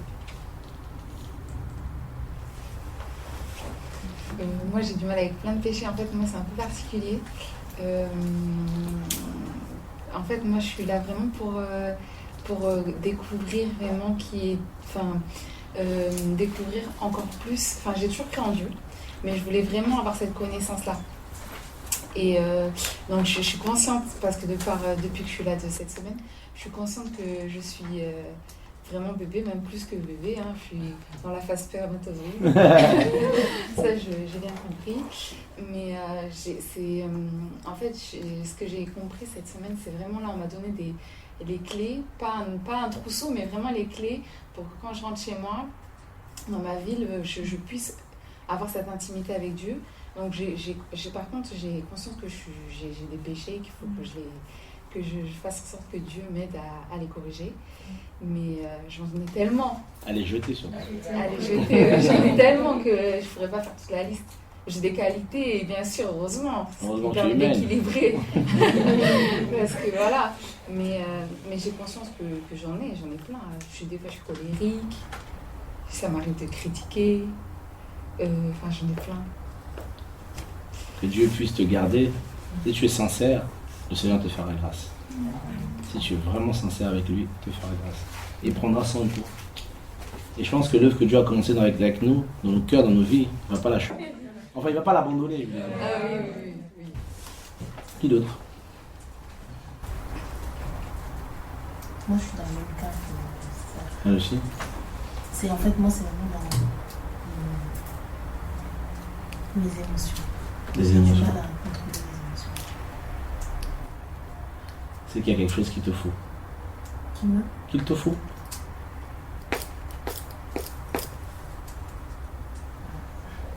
Oui? Moi, c'est l'orgueil. Enfin, j'arrive pas à. On passe des remarques, je suis toujours tout le temps à répliquer. Tu es voyante? À me justifier. Non, comme mauvaise. Ah. C'est mauvais. Je sais qu'il y a un seul. Il y a des pays comme ça, souvent des péchés qui reviennent souvent. Oui? Je suis mariée. Et comme elle disait la sœur, on fait beaucoup d'orgueil et beaucoup de sensibilité aussi, parce que je pense que la sensibilité, en fait, ça vient de Dieu. Et je suis beaucoup dans les sentiments, mais j'ai beaucoup de pitié dans l'empathie, en fait, des gens. Et si on peut comprendre, en fait, je vais m'enlever dans ça, en fait. N'oubliez pas qu'il y a la compassion aussi que Dieu donne. Oui. Mais après aussi le côté humain. J'étais comme ça, mon cerveau. Dès que je voyais un manouche, je lui donnais 10 euros, 5 euros. Je me suis rendu compte, en fait, ils m'escroquaient. On veut être Superman, on veut aller partout, on veut parler à tout le monde, on veut donner l'argent à tout le monde. Et on se rend compte qu'en fait, on se fait avoir. Et là, maintenant, on réfléchit, on dit non, c'est fini ça. Voilà, tu vois, quelqu'un qui se met à genoux, il est comme ça. En fait, il est en train de trafic de sentiments. Il prend une position pour susciter la pitié chez l'autre. Mais en bout d'un moment, on grandit, on tombe plus dedans. Je fais les choses quand Dieu me touche. Je ressens que là, Dieu veut que j'intervienne, j'interviens. Sinon, j'interviens pas. Je suis pas Dieu, moi, je suis pas bon à la croix pour les gens. Donc c'est beaucoup l'orgueil, en fait, et aussi un peu passé par une période, en fait, où beaucoup, il m'apprend à me taire, en fait. D'accord. À ne pas parler. Donc justement, je comprenais un peu qu'en fait, je me sens humiliée, en fait. D'accord. Et il m'apprend à me taire. Et je bouillonne, mais il m'attend. Et donc, je m'apprends. D'accord, amen. En fait, les enseignements qu'on a suivis, c'est on va dire, c'est aussi des enseignements d'ordre, c'est du pastoral, en fait. C'est des enseignements qu'il nous faut pour l'âme, que Dieu nous donne pour l'âme. On a besoin de bâtir d'abord au niveau de l'intérieur. Et le Seigneur, quand il était là, il enseignait beaucoup au niveau de l'âme. Les apôtres sont venus, c'est eux qui ont fait asseoir les doctrines, tout ça. Mais lui, il voulait d'abord restaurer l'âme, les cœurs des hommes. C'est important. On ne peut pas aller servir le Seigneur si on n'est pas encore bien équilibré. Je sais que les émotions sont très dangereuses. Quand on est dans les émotions, c'est très dangereux d'être efficace. Très dangereux. Quand on est beaucoup sensible, Dieu va permettre qu'on te critique beaucoup. Ouais, tu vas beaucoup entendre des choses sur toi comme ça. Et tant que ça ne va pas être guéri, il va continuer.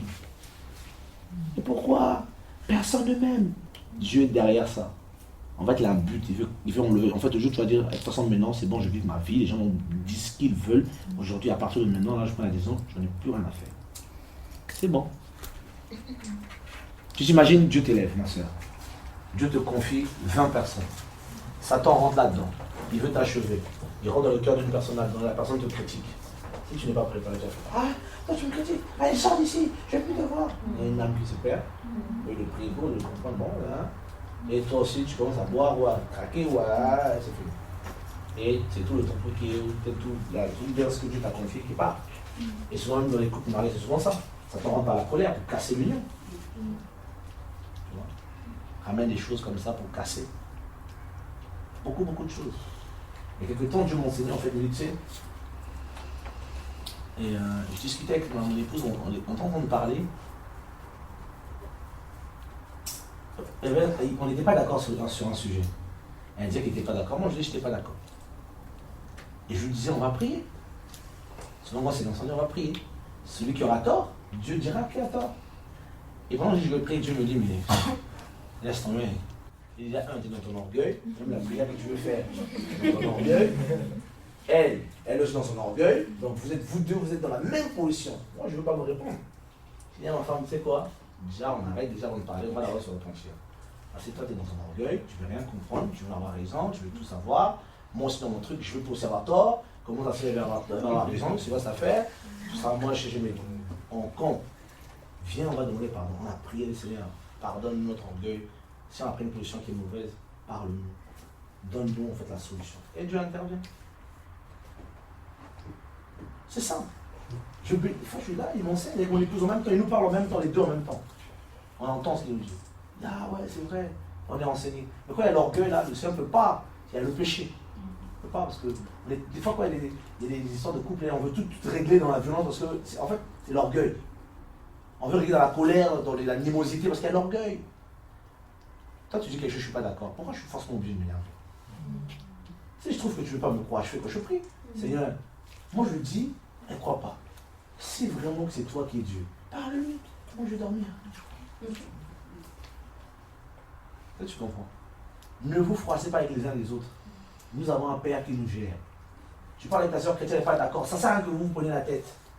Seigneur, voici le problème. Je gère le problème. C'est tout. Avec beaucoup d'humilité, Dieu va intervenir. Mais comment ça, Seigneur? Moi, je trouve qu'elle a tort. Je trouve qu'elle a tort. Faut que tu lui parles, Seigneur. Là, tu peux attendre 20 ans, il ne va pas parler à la sœur. Dieu n'est pas ton copain. Dieu, la plupart du temps, quand je m'approche, il m'existe toujours de venir humblement.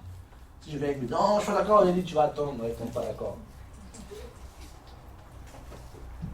Ça, vous comprenez? C'est aussi ça que Dieu enlève. Les émotions, les sensations, les sentiments, la chair, la colère, la jalousie, la possessivité. C'est un truc de femme. C'est des hommes, c'est certain. On est possessif. On ne veut pas. Parle pas à ma soeur, c'est ma soeur. C'est ma soeur. C'est pas ta soeur, c'est pas ton frère.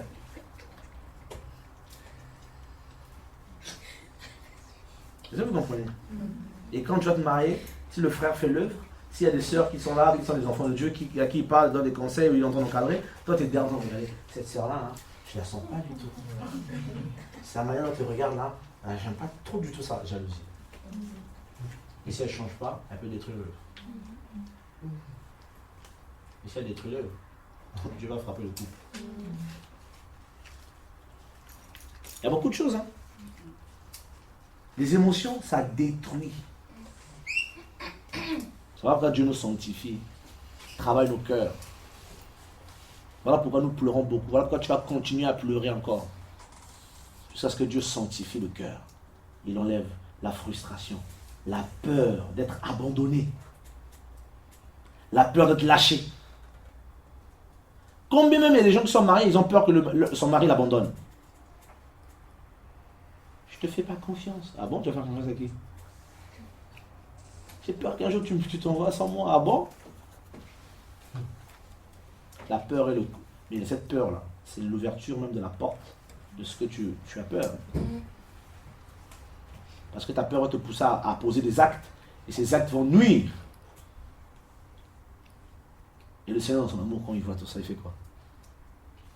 Il met ses vêtements blancs. Il met sa blouse. Prend son bistouri. Bistouri! Piqûre! Bazooka! Siameto! Tiens, Seigneur, il dit, demain minuit, tu dors comme ça. Ah! Seigneur, je vais mourir! Non, tu ne vas pas mourir. Et quand même, si tu meurs, je suis la résurrection et la vie. Il va bien te rogner, bien. C'est quand on vrai, c'est le rognage. C'est le rognage, hein? On gratte comme ça, là, le métal, là, jusqu'à ce que ça brille. Tous les scories, là, il va gratter. À un moment, tu vas comme ça briller. Et quand tu vas briller, toi, tu ne te rends pas compte que tu brilles. C'est les autres qui veulent que tu brilles. Mais toi-même, tu vas comme ça. Tu as été rogné toute la nuit. Ah, Dieu! Seigneur, je t'aime, je ne veux que toi, je veux que mon cœur ne soit que pour toi. Dieu dit d'accord, elle est belle, ta prière, et moi aussi. Il y a 95% du péché qui est là. Donc vu que tu as demandé mes services, je vais venir faire les soins. Il vient pour le cœur, fiou, fiou. Il enlève 10%, 15, 20. Mais tu m'as dit que tu voulais que tu me donnais le cœur. Là, tu veux me le reprendre.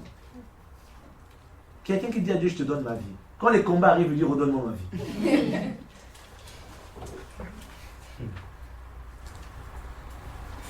Oui. En fait, moi, je voulais dire que je me retrouve dans ce que tu dis, parce que je suis quelqu'un, en fait, ce qui m'a interpellé, c'est quand tu disais qu'on était sensationnel. Par exemple, quand on dit quelque chose qui nous blesse, je suis blessée. C'est totalement moi, parce que j'ai un orgueil, en fait, surdimensionné. C'est-à-dire que j'aime avoir raison, j'aime avoir le dernier mot, il faut que j'ai le dernier mot. Et le Seigneur, il permet des situations où je n'ai pas le dernier mot, en fait. Et je sens que c'est comme si on dedans de moi, ça pète, mais c'est comme si à l'extérieur je suis comme ça en fait. Et je deviens mal parce que je dis mais Seigneur, mais c'est comme si je deviens, c'est comme me disait la soeur, tu deviens nul en fait. Or qu'avant tu avais une estime de toi comme ça et tu t'apprends à être nul en fait, à t'humilier, même si la personne elle a pas forcément raison, mais t'apprends toi à dire bon, c'est pas grave. Et aussi parce que au travers de ces 3 jours en fait, bon, je sais pas si moi je me pose la question, c'est normal, mais en fait, quand tu parles, mais j'ai mal au cœur, ça me fait mal en fait, parce que je me dis mais non, je suis pas dedans. Et quand j'arrive chez moi en fait, ben, je pleure. Je pleure, je dis mais non, mais c'est comment? Non mais est-ce que je vais arriver dedans? Et en fait, ce que tu disais en fait, c'est le père hier, j'étais à journée, il m'a dit mais en fait, je vais m'établir en fait dans un cœur saint. Et j'avais l'image en fait d'un cœur. Et il y avait des rapines, comme les rapines qu'on peut voir tout noir, et la lumière en fait qui venait comme ça dans le cœur. Au début, j'ai pas trop compris. Après, j'ai dit, waouh, Seigneur en fait. Et ça suit ce que j'ai dit, mais je vais vraiment confesser l'orgueil, le fait que je suis têtue. Je suis vraiment têtue parce que quand on parle, le fait que je veuille avoir raison, je me braque en fait. Aussi la rébellion. Parce que quand il y a l'orgueil, ben, la rébellion elle suit. Mais le père, il me massacre. Pas dans le mauvais sens, mais on a compris. Hein. Dans le bon sens, et franchement, je bénis Dieu parce que c'est une délivrance en fait. Dans le sens où la parole en fait, elle nous délivre de nous-mêmes et elle a pu se continuer encore. Tu sais, il y a quelques années, quand j'étais assis à ta place là, je pleurais chaque fois quand je rentrais à la maison.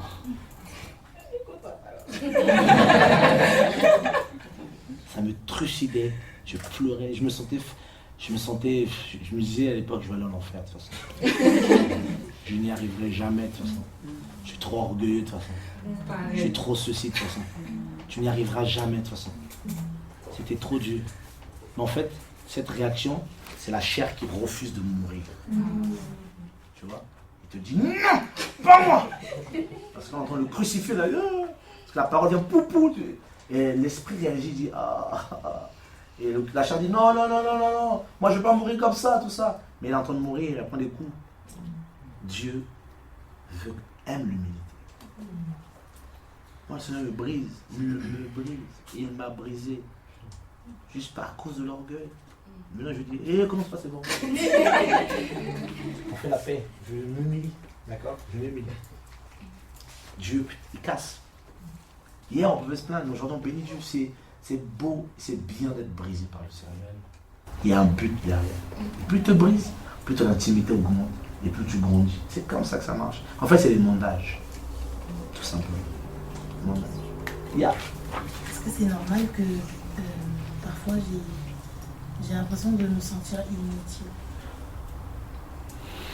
Et en fait, j'ai l'impression que je sois là ou pas, ça sert à rien. En fait, ça change rien. Si je te dis que moi aussi je me sens comme ça. Et ça veut dire quoi? Ça veut dire que Dieu fait exprès. Des fois je me sens nul, que je ne sers à rien. Que j'ai raté ma vie. C'est Dieu qui te brise. qu'on ne prend pas au sérieux. C'est Dieu qui te brise. Est-ce que tu étais quelqu'un qui parlait beaucoup avant?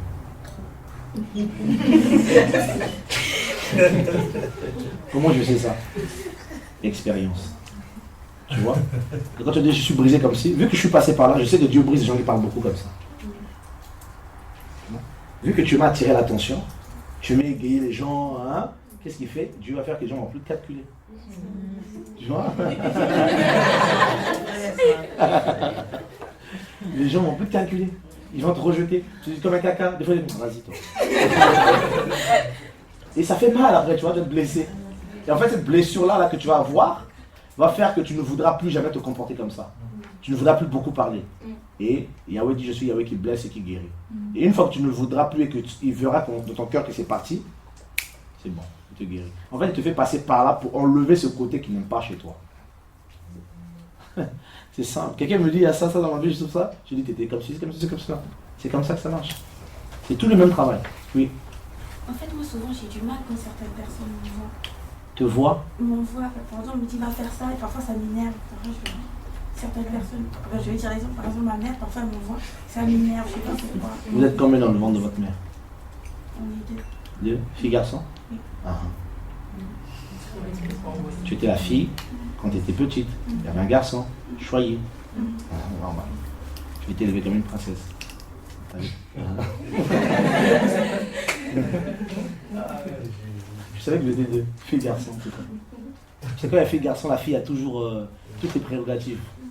Soit c'est elle qui va être l'esclave, fait la vaisselle, fait tout. Soit c'est elle qui va être chouchoutée, qui va être papa tout le temps avec elle, machin, maman tout le temps. Et quand elle va grandir, elle va garder ce comportement-là. Tu vois? Elle va pas vouloir. Et si tu ne changes pas quand tu vas te marier, tu ne voudras pas faire la vaisselle à la maison. Et quand tu auras des enfants, c'est eux qui vont tout faire à ta place. Tu vas connaître princesse en fait. Et ton mari va souffrir. Voilà. Oui. Je dis à la seule n'est pas seule au sol, j'ai mon frère aussi, et bah, en fait la maman elle peut être, tu dois tout faire. Et le garçon en fait, c'est son bébé en fait. Ok. Toi t'es quel côté de l'Afrique? Cameroun. Guinée. Ton père est guinéen? Oui. En Côte d'Ivoire. Mais les pays. Ça c'est normal. Non, les pays sont liés à des cultures. Guinée, femme, c'est. Voilà, tu vois. Côte d'Ivoire, femme, c'est esclave. C'est ça. Femme, c'est la cuisine. Toute l'Afrique, jusqu'à l'Afrique centrale, les femmes sont la cuisine. Tu vois. Donc il y a aussi le poids de la culture qui est là. Le poids de la culture.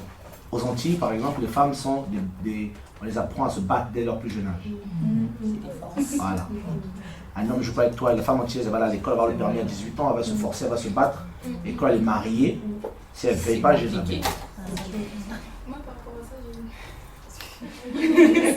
C'est vrai parce qu'en fait, moi j'ai que ma mère, et ma mère en fait, elle n'est pas vécu avec mon père.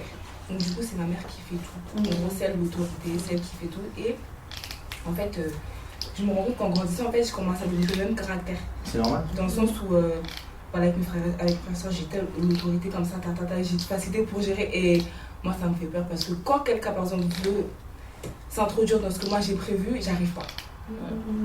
J'arrive pas. C'est-à-dire que c'est déjà arrivé dans ma tête, c'est telle chose, telle chose. Arrivé. C'est comme ça. Et on a du mal à voir l'autre pas faire. Oui, je connais ça. Je suis un tout petit peu antillais, je connais.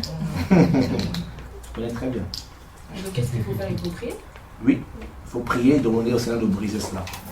C'est-à-dire si tu te maries comme ça, malgré que tu aimes Dieu, si ce caractère dans ta chair n'est pas brisé, tu vas devenir une carré pour ton mari. Oui, tu ne lui donneras pas sa place d'homme. Et automatiquement, tu ne seras plus béni. Ouais, tu ne seras plus protégé. Il n'y aura plus d'harmonie spirituelle dans ton couple et tu vas souffrir. Tu prendras beaucoup de flèches. C'est comme ça que ça se passe. Dès qu'une femme prend la place de son mari, elle n'a plus de toit. Elle n'est plus couverte. C'est fini. Elle va se faire canarder. Ça, c'est peut-être bon. Un jour, si on se rencontre dans un autre coin, on pourra partager dessus. Voilà, sur la culture. Et c'est terrible, la culture fait des dégâts dans la vie chrétienne. Quand on ne connaît pas, quand on n'est pas correctement enseigné. Voilà. On vit dans une génération où la femme est devenue reine. Vous savez, la France, c'est la femme l'emblème. Ce sont des réalités spirituelles. Même quand on se convertit, on a besoin que Dieu nous éclaire là-dessus. Il y a des pays qui sont liés à des cultures. Alors là, il est habillé comme un Zaïrois. Ouais, c'est culturel. Ah, lui, il est comme un. Lui comme un. Ça se fait chaque. Il y a des cultures que Dieu brise aussi. Or, la culture, c'est aussi la chair. D'accord? Parce que le mot culture ou couture en grec, c'est ethos. ethos, qui donne aussi coutume, habitude. Donc habitude, c'est aussi, l'habitude c'est la chair, c'est le caractère. Tu as été élevé par ta mère, tu feras des choses comme ta mère. Même si tu la détestes. C'est tout ce que tu as vu faire. On ne donne que ce qu'on a reçu. Ton père battait ta mère, tu auras du mal à te marier. Si tu tombes sur un homme qui est bien, tu vas l'aimer comme une folle. Ça serait le mieux que tu n'as. Voilà. L'homme, tu es un homme, tu as été méprisé, tu as été insulté quand tu étais petit, tu n'es pas beau, tu es moche, tu es ceci, machin. Dès que Dieu t'élève, tu fais des dégâts. Tu vas te servir de l'onction pour prendre la place que tu avais, que tu n'as jamais eue. Tu vas écraser tout le monde et tu vas prendre toutes les belles femmes qui te plaisent. Dans le monde, tu ne pouvais pas avoir ça. Tu rigoles, hein? Tu ne savais pas ça? Ou bien tu sais? C'est non si j'avais déjà entendu. D'accord. Il y a beaucoup de choses à savoir. Après, là, n'est pas forcément le thème. Après, les questions qu'on peut partager avec les bien-aimés, il n'y a pas de souci. Ça nous aide toujours. D'accord? Donc, grandir en Christ, c'est aussi ça. Dieu nous aimons, afin qu'on porte beaucoup plus de fruits. Donc, les racines pourries, on fait quoi? Coupe. Le caractère acariaque. La sensibilité. Il y en a, ils montent sous la pression. Et qui sont un peu pressionnés, ils ont peur, en fait, ils ont peur des hommes, de la confrontation. Ils vont mentir parce qu'ils ont peur.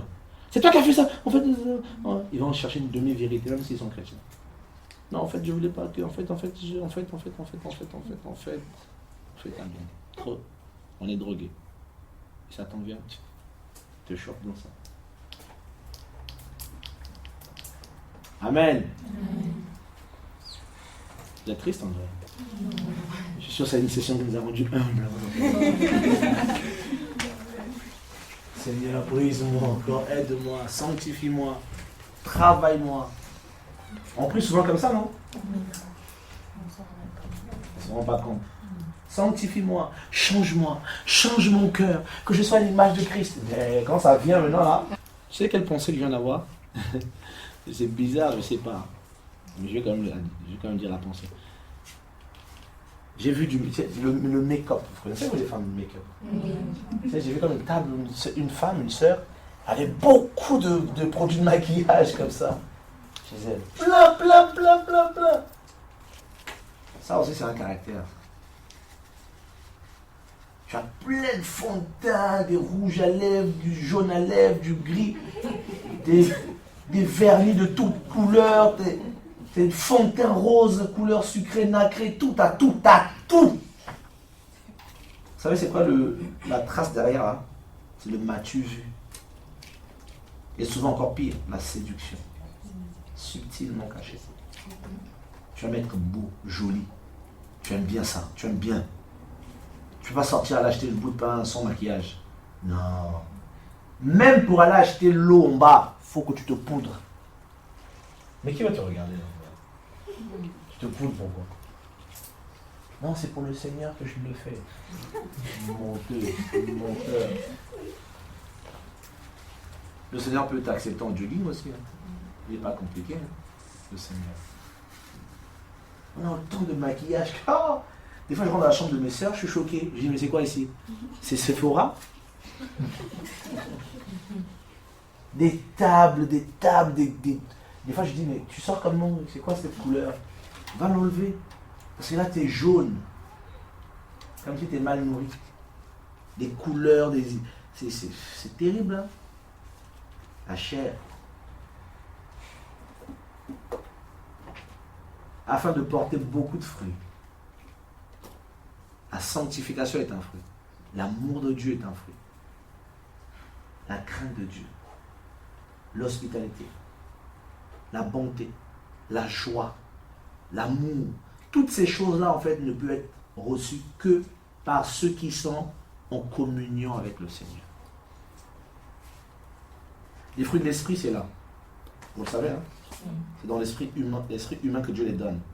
Mais les fruits, les dons de l'esprit, excusez-moi. Les dons de l'esprit, c'est ici. Mais les fruits, c'est où? C'est là. 2 minutes pour les questions. Ou 3. Oui. Moi, j'ai une question par rapport au principe, en fait. D'accord. C'est violente. C'est possible si tu peux nous aider un tout petit peu. Les principes, un tout petit peu, sinon je vais durer. Les principes du royaume, c'est quoi? C'est que dans un pays, dans tout un royaume, il y a des règles. Même dans les choses de Dieu, il y a des règles. Si tu déroges à ces règles, ça peut te causer des problèmes. Malgré que tu es peut-être appelé ou que tu as la grâce. Mais si tu ignores ces choses, ça peut te rapporter des problèmes. Tu vois? Un des principes du royaume, c'est quoi? Celui qui arrose sera lui-même arrosé. Autant tu fais du bien à quelqu'un qui craint Dieu, autant que la chose va te revenir. Il est impossible que Dieu te doive. Il est impossible que la chose ne te revienne pas non plus. Tu vois? Regarde. Elle, si elle a par exemple une grande onction, je vais tout le temps prier pour elle. En priant tout le temps pour elle, l'onction qu'elle a reçue va me faire du bien dans ma vie. Quand je l'aurai besoin.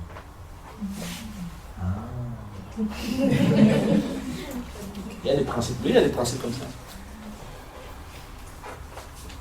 J'aimerais éteindre ça pour ne pas que tout le monde entende ça. C'est ça des choses que on n'aime pas trop, partager. Ce sont des secrets. Les secrets. On donne souvent la plupart du temps aux frères qui veulent servir Dieu. Oh mon Dieu, et à sauver qui vont mettre tout le temps avec ces trucs de principe. Mais c'est important. D'accord? C'est important. Celui qui arrose sera lui-même arrosé. C'est un des principes. Tu fais des choses en bien ou en mal, ça te reviendra. Parce qu'un homme aura semé, le moissonnera. C'est comme ça que ça marche. Tu traînes avec quelqu'un qui craint Dieu, tu finiras par craindre Dieu. Parce que les choses de Dieu sont communicatives. Ça se communique. Les mauvaises compagnies corrompent les bonnes mœurs. Donc si les mauvaises compagnies corrompent les bonnes mœurs, alors les bonnes compagnies font quoi? Il y a des choses... Bon, je vais m'arrêter.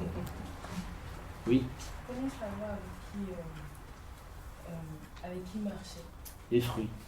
Oui, mais certains peuvent en jouer en fait. Demande à Dieu de te connecter avec les gens. Que Dieu veut que tu marches. Une erreur à ne jamais faire, c'est le copinage. Voilà. Le copinage. Moi, je connais quelqu'un avec qui j'ai grandi.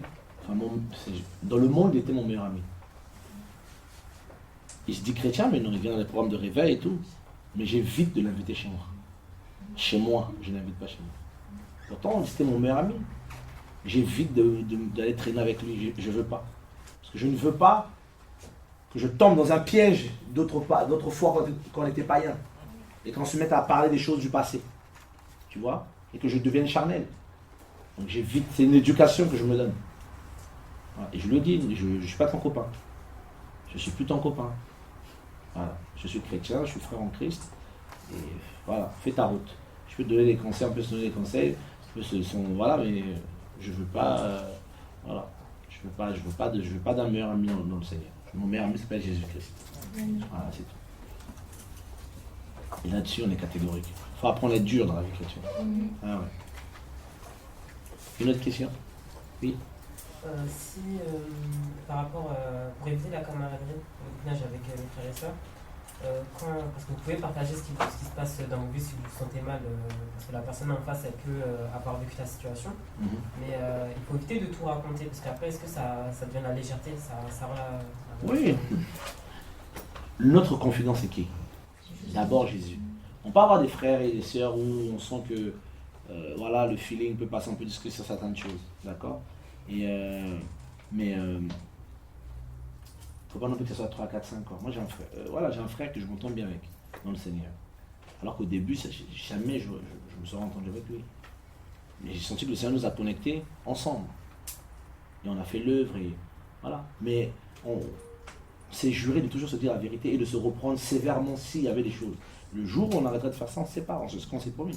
Le jour où tu arrêteras de me dire la vérité, tu me vois des erreurs, tu ne me reprends pas, on se sépare. C'est comme ça que ça marche. Demain, si on est ensemble et tu me vois dans les erreurs, tu dis rien parce que ah non, je ne voulais pas te choquer. Ah non, moi je coupe les ponts direct. Tu ne m'aideras pas à aller au ciel. Tu vois, non. L'amitié, c'est bien, mais si tu veux être avec des frères et sœurs en Christ, il faut d'abord que ces gens-là apprennent à te dire la vérité. Disez-vous la vérité, face à face, sans hypocrisie. Y a pas, non, toi, tu vois que c'est pas bien, il a dit un truc bizarre, mais toi tu dis non, c'est pas comme ça. Ah non, c'est pas comme ça, c'est pas ça. Après, on va aller manger au KFC, on va aller au cinéma, on va s'appeler à minuit, on va discuter, on va rigoler, on va pas plus de discussion comme ça. T'as vu le dîner qui est sorti à Zara? Ah, laisse tomber, c'est trop mauvais.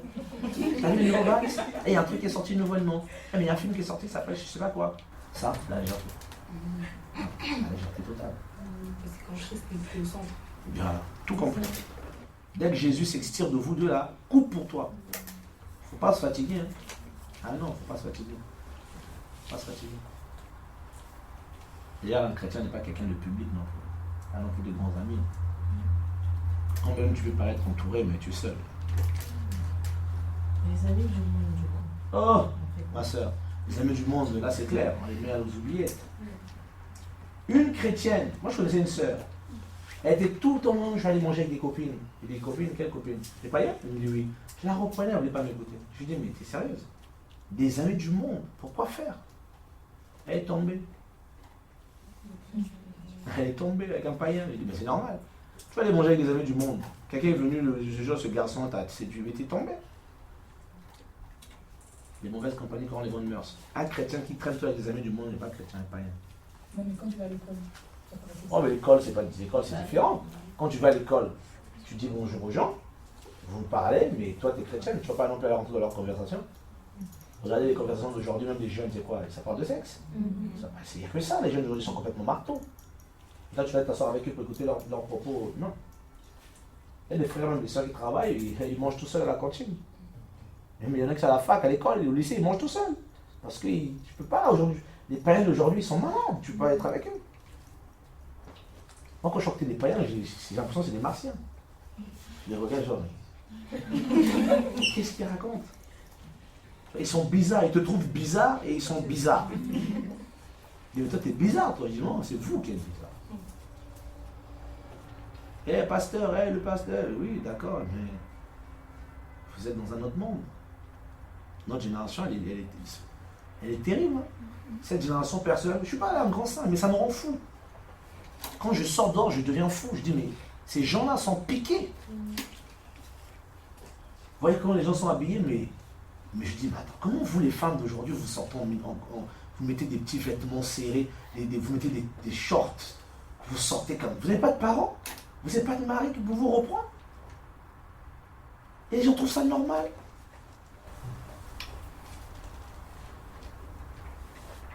Je me suis disputé avec une fille dans le train. Je lui ai dit, mais t'es mal habillée, t'es une prostituée. Elle m'a dit, comment ça tu peux me parler comme ça? Je lui ai dit, c'est ce que tu rejettes comme image. Mais moi je marche dans la rue, tu viens, tu me des histoires, je vois. Je suis pas d'accord. D'autres, il y en a une qui m'a insulté. Je dis, c'est pas grave, mais habille-toi correctement. Ah, quand ça me chauffe là, moi je parle, même si t'es une païenne, je te reprends.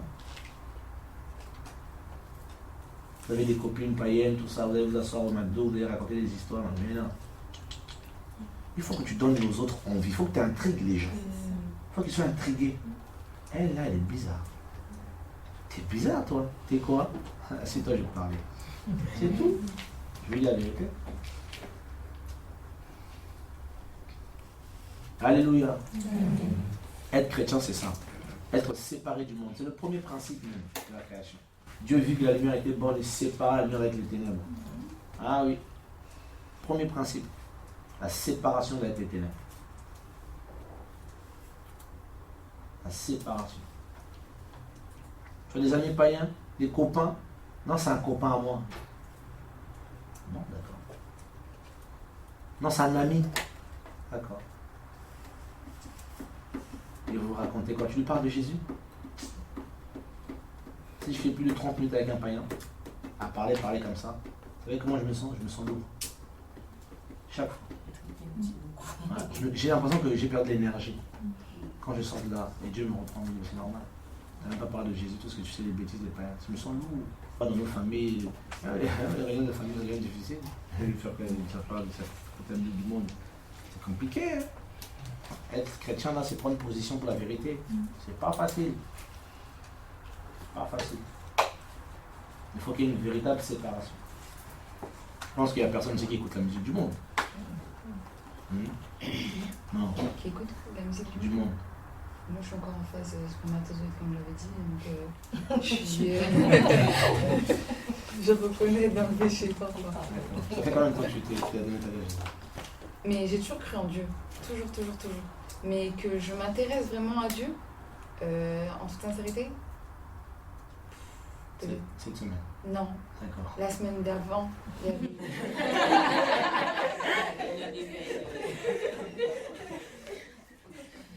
D'accord.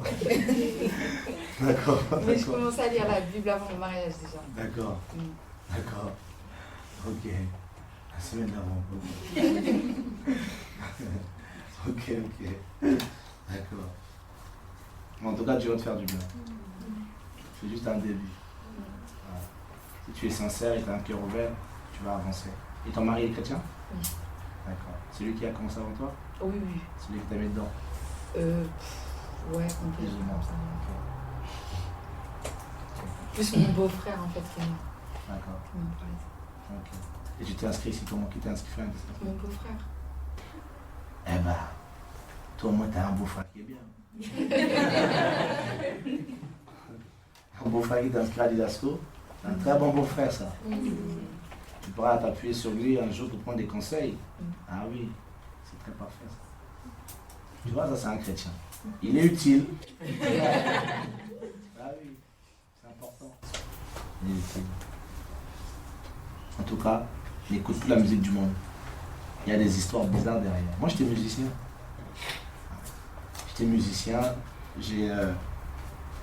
Je sais pas si tu connais Maître Gims. Oui. J'ai chanté avec Maître Gims. C'était mes amis d'enfance. On a fait de la musique ensemble il y a quelques années. Quand le Seigneur m'a donné d'arrêter, j'ai arrêté. Quand j'ai arrêté, tout le groupe de la section d'assaut m'a convoqué. Pourquoi j'ai arrêté? Et je leur ai dit que j'ai rencontré Jésus. Et que je ne voulais plus faire de la musique. Tu vois? Et, je ne peux plus les écouter parce que je sais ce qu'il y a derrière. Il y a des signatures derrière aussi. Il y a l'argent, mais aussi les amis. Tu vois? Et on a tenu ferme, hein? Oui, il y a un clip avec qui dédié, est-ce que tu veux, tu vas pas venir, on m'a dit qu'il y a un clip avec là, j'ai retourné, il appelle des amis. Non, star américaine ou pas star américaine, j'ai dit une star. C'est Jésus. Donc il faut Rihanna, machin, mais qui d'autre comme sorcière encore? Beyoncé, c'est une grosse sorcière. Des fois on a des échos. Des fois on se parle même. Des fois je leur parle. Des fois. Encore, ils sont devenus des stars, des fois on se parle. Ça m'intéresse pas. Dans le monde. Et ils disent, t'es devenu pasteur, apparemment t'as donné ta vie à Jésus. Il dit, je suis bien. J'ai la paix. Vous avez des millions, vous n'avez rien. C'est pas la paix. Hein. Moi j'ai la paix. Je dors en paix. Je me réveille en paix. J'ai tout gratuit. Ouais, gratuit. Il y a une sécurité sociale gratuite. Assurance vie gratuite. Amen. Vous avez quoi? Si la mort vient frapper demain, tu pars. Moi, si la mort vient frapper assurance vie, un ange va pointer, non. En fait, le maître, c'est pas possible. Amen. Tu vois, c'est ça qui est beau. Accroche-toi à Jésus. Il est magnifique. J'ai jamais vu un homme comme Jésus. Il m'a changé. J'ai tout quitté. J'ai arrêté la... Laisse tomber. J'ai tout arrêté carrément. Tu vois, j'ai tout arrêté. Toute la musique, femme, alcool, drogue, tout. Mode. J'ai tout arrêté. Je me suis dit, mais quand il te touche, il se révèle à toi. Tu dis, mais tu l'aimes tellement. Tu dis, mais Seigneur, mais j'ai arrêté la musique. Alors moi, j'étais un musicophile. Hein. J'ai tout arrêté. J'ai écouté toutes sortes de musique. Reggae, jazz, rap, rock. Même les musiques que les gens, les noirs n'écoutent pas. Tu vois? Mais j'étais à fond dans le monde. À fond dans le monde. À fond. Je traînais avec des footballeurs. On a vécu une vie bizarre, une vie de païen. Et quand Jésus a toqué, j'ai tout abandonné. J'ai dit non, là, Jésus ou rien d'autre. Et jusqu'aujourd'hui, on est là. On ne lâchera rien. Ah non. Les gens tournent, ça c'est leur problème. Il y a un début à tout. Hein. Ah oui, c'est ton début, toi. Tu vas t'accrocher à Jésus. Non, Yeshua.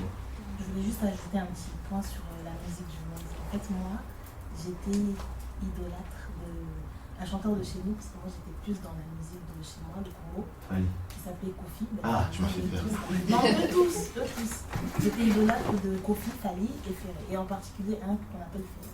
Et en fait, ce que je peux dire pour ma part, c'est que ces musiques-là, en fait, c'est des musiques où ils ont tendance à chanter pour les femmes et les hommes, et quand ils chantent pour les hommes, c'est un peu comme si ils supplient l'homme. Ils sont en train de supplier l'homme, oui, s'il te plaît, je t'aime, pourquoi tu me fais ci, pourquoi tu me fais ça.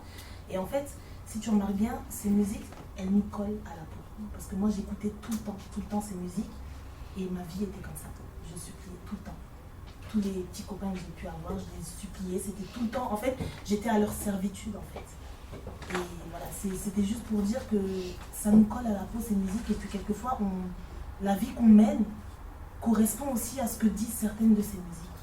Et moi, j'étais vraiment dans une vie n'importe quoi. Voilà. Moi, je tiens juste à rajouter, j'écoute, j'entends, même Maître Gims, aucun de même Beyoncé, aucun. J'écoute parce que, par exemple, quand je monte en voiture, la radio, elle diffuse en boucle. C'est dans ce sens-là que j'écoute. Ah. Et je pense que peut-être que je suis pas la seule. Non, mais après, je donnais juste mon témoignage en fait pour expliquer. Mais j'ai jamais idolâtré à part quand j'avais 12 ans, les G-Squad là. Maintenant que vous êtes en Christ, les choses anciennes sont passées. Toute chose est devenue nouvelle. C'est ça qui est parfait. Donc il ne faut plus écouter les musiques du monde, il faut vivre Christ. Et j'en suis sûr que Jésus revient bientôt. J'en suis sûr que Dieu est en train de nous réparer, nous guérir, nous sanctifier pour le ciel. Je prie que Dieu touche nos familles, nos cousins, nos tantes, nos mères, nos pères, nos oncles, proches élargis, afin d'être préparés au retour de Jésus-Christ. Accrochons-nous, n'abandonnons pas le Seigneur, malgré les épreuves, malgré tout. Que Dieu soit béni. Et que l'humilité nous soit notre partage. D'accord? Je pense que là, ça nous a bien. On va de plus en plus prier humblement. Le Seigneur va davantage se révéler à nous, nom de Jésus.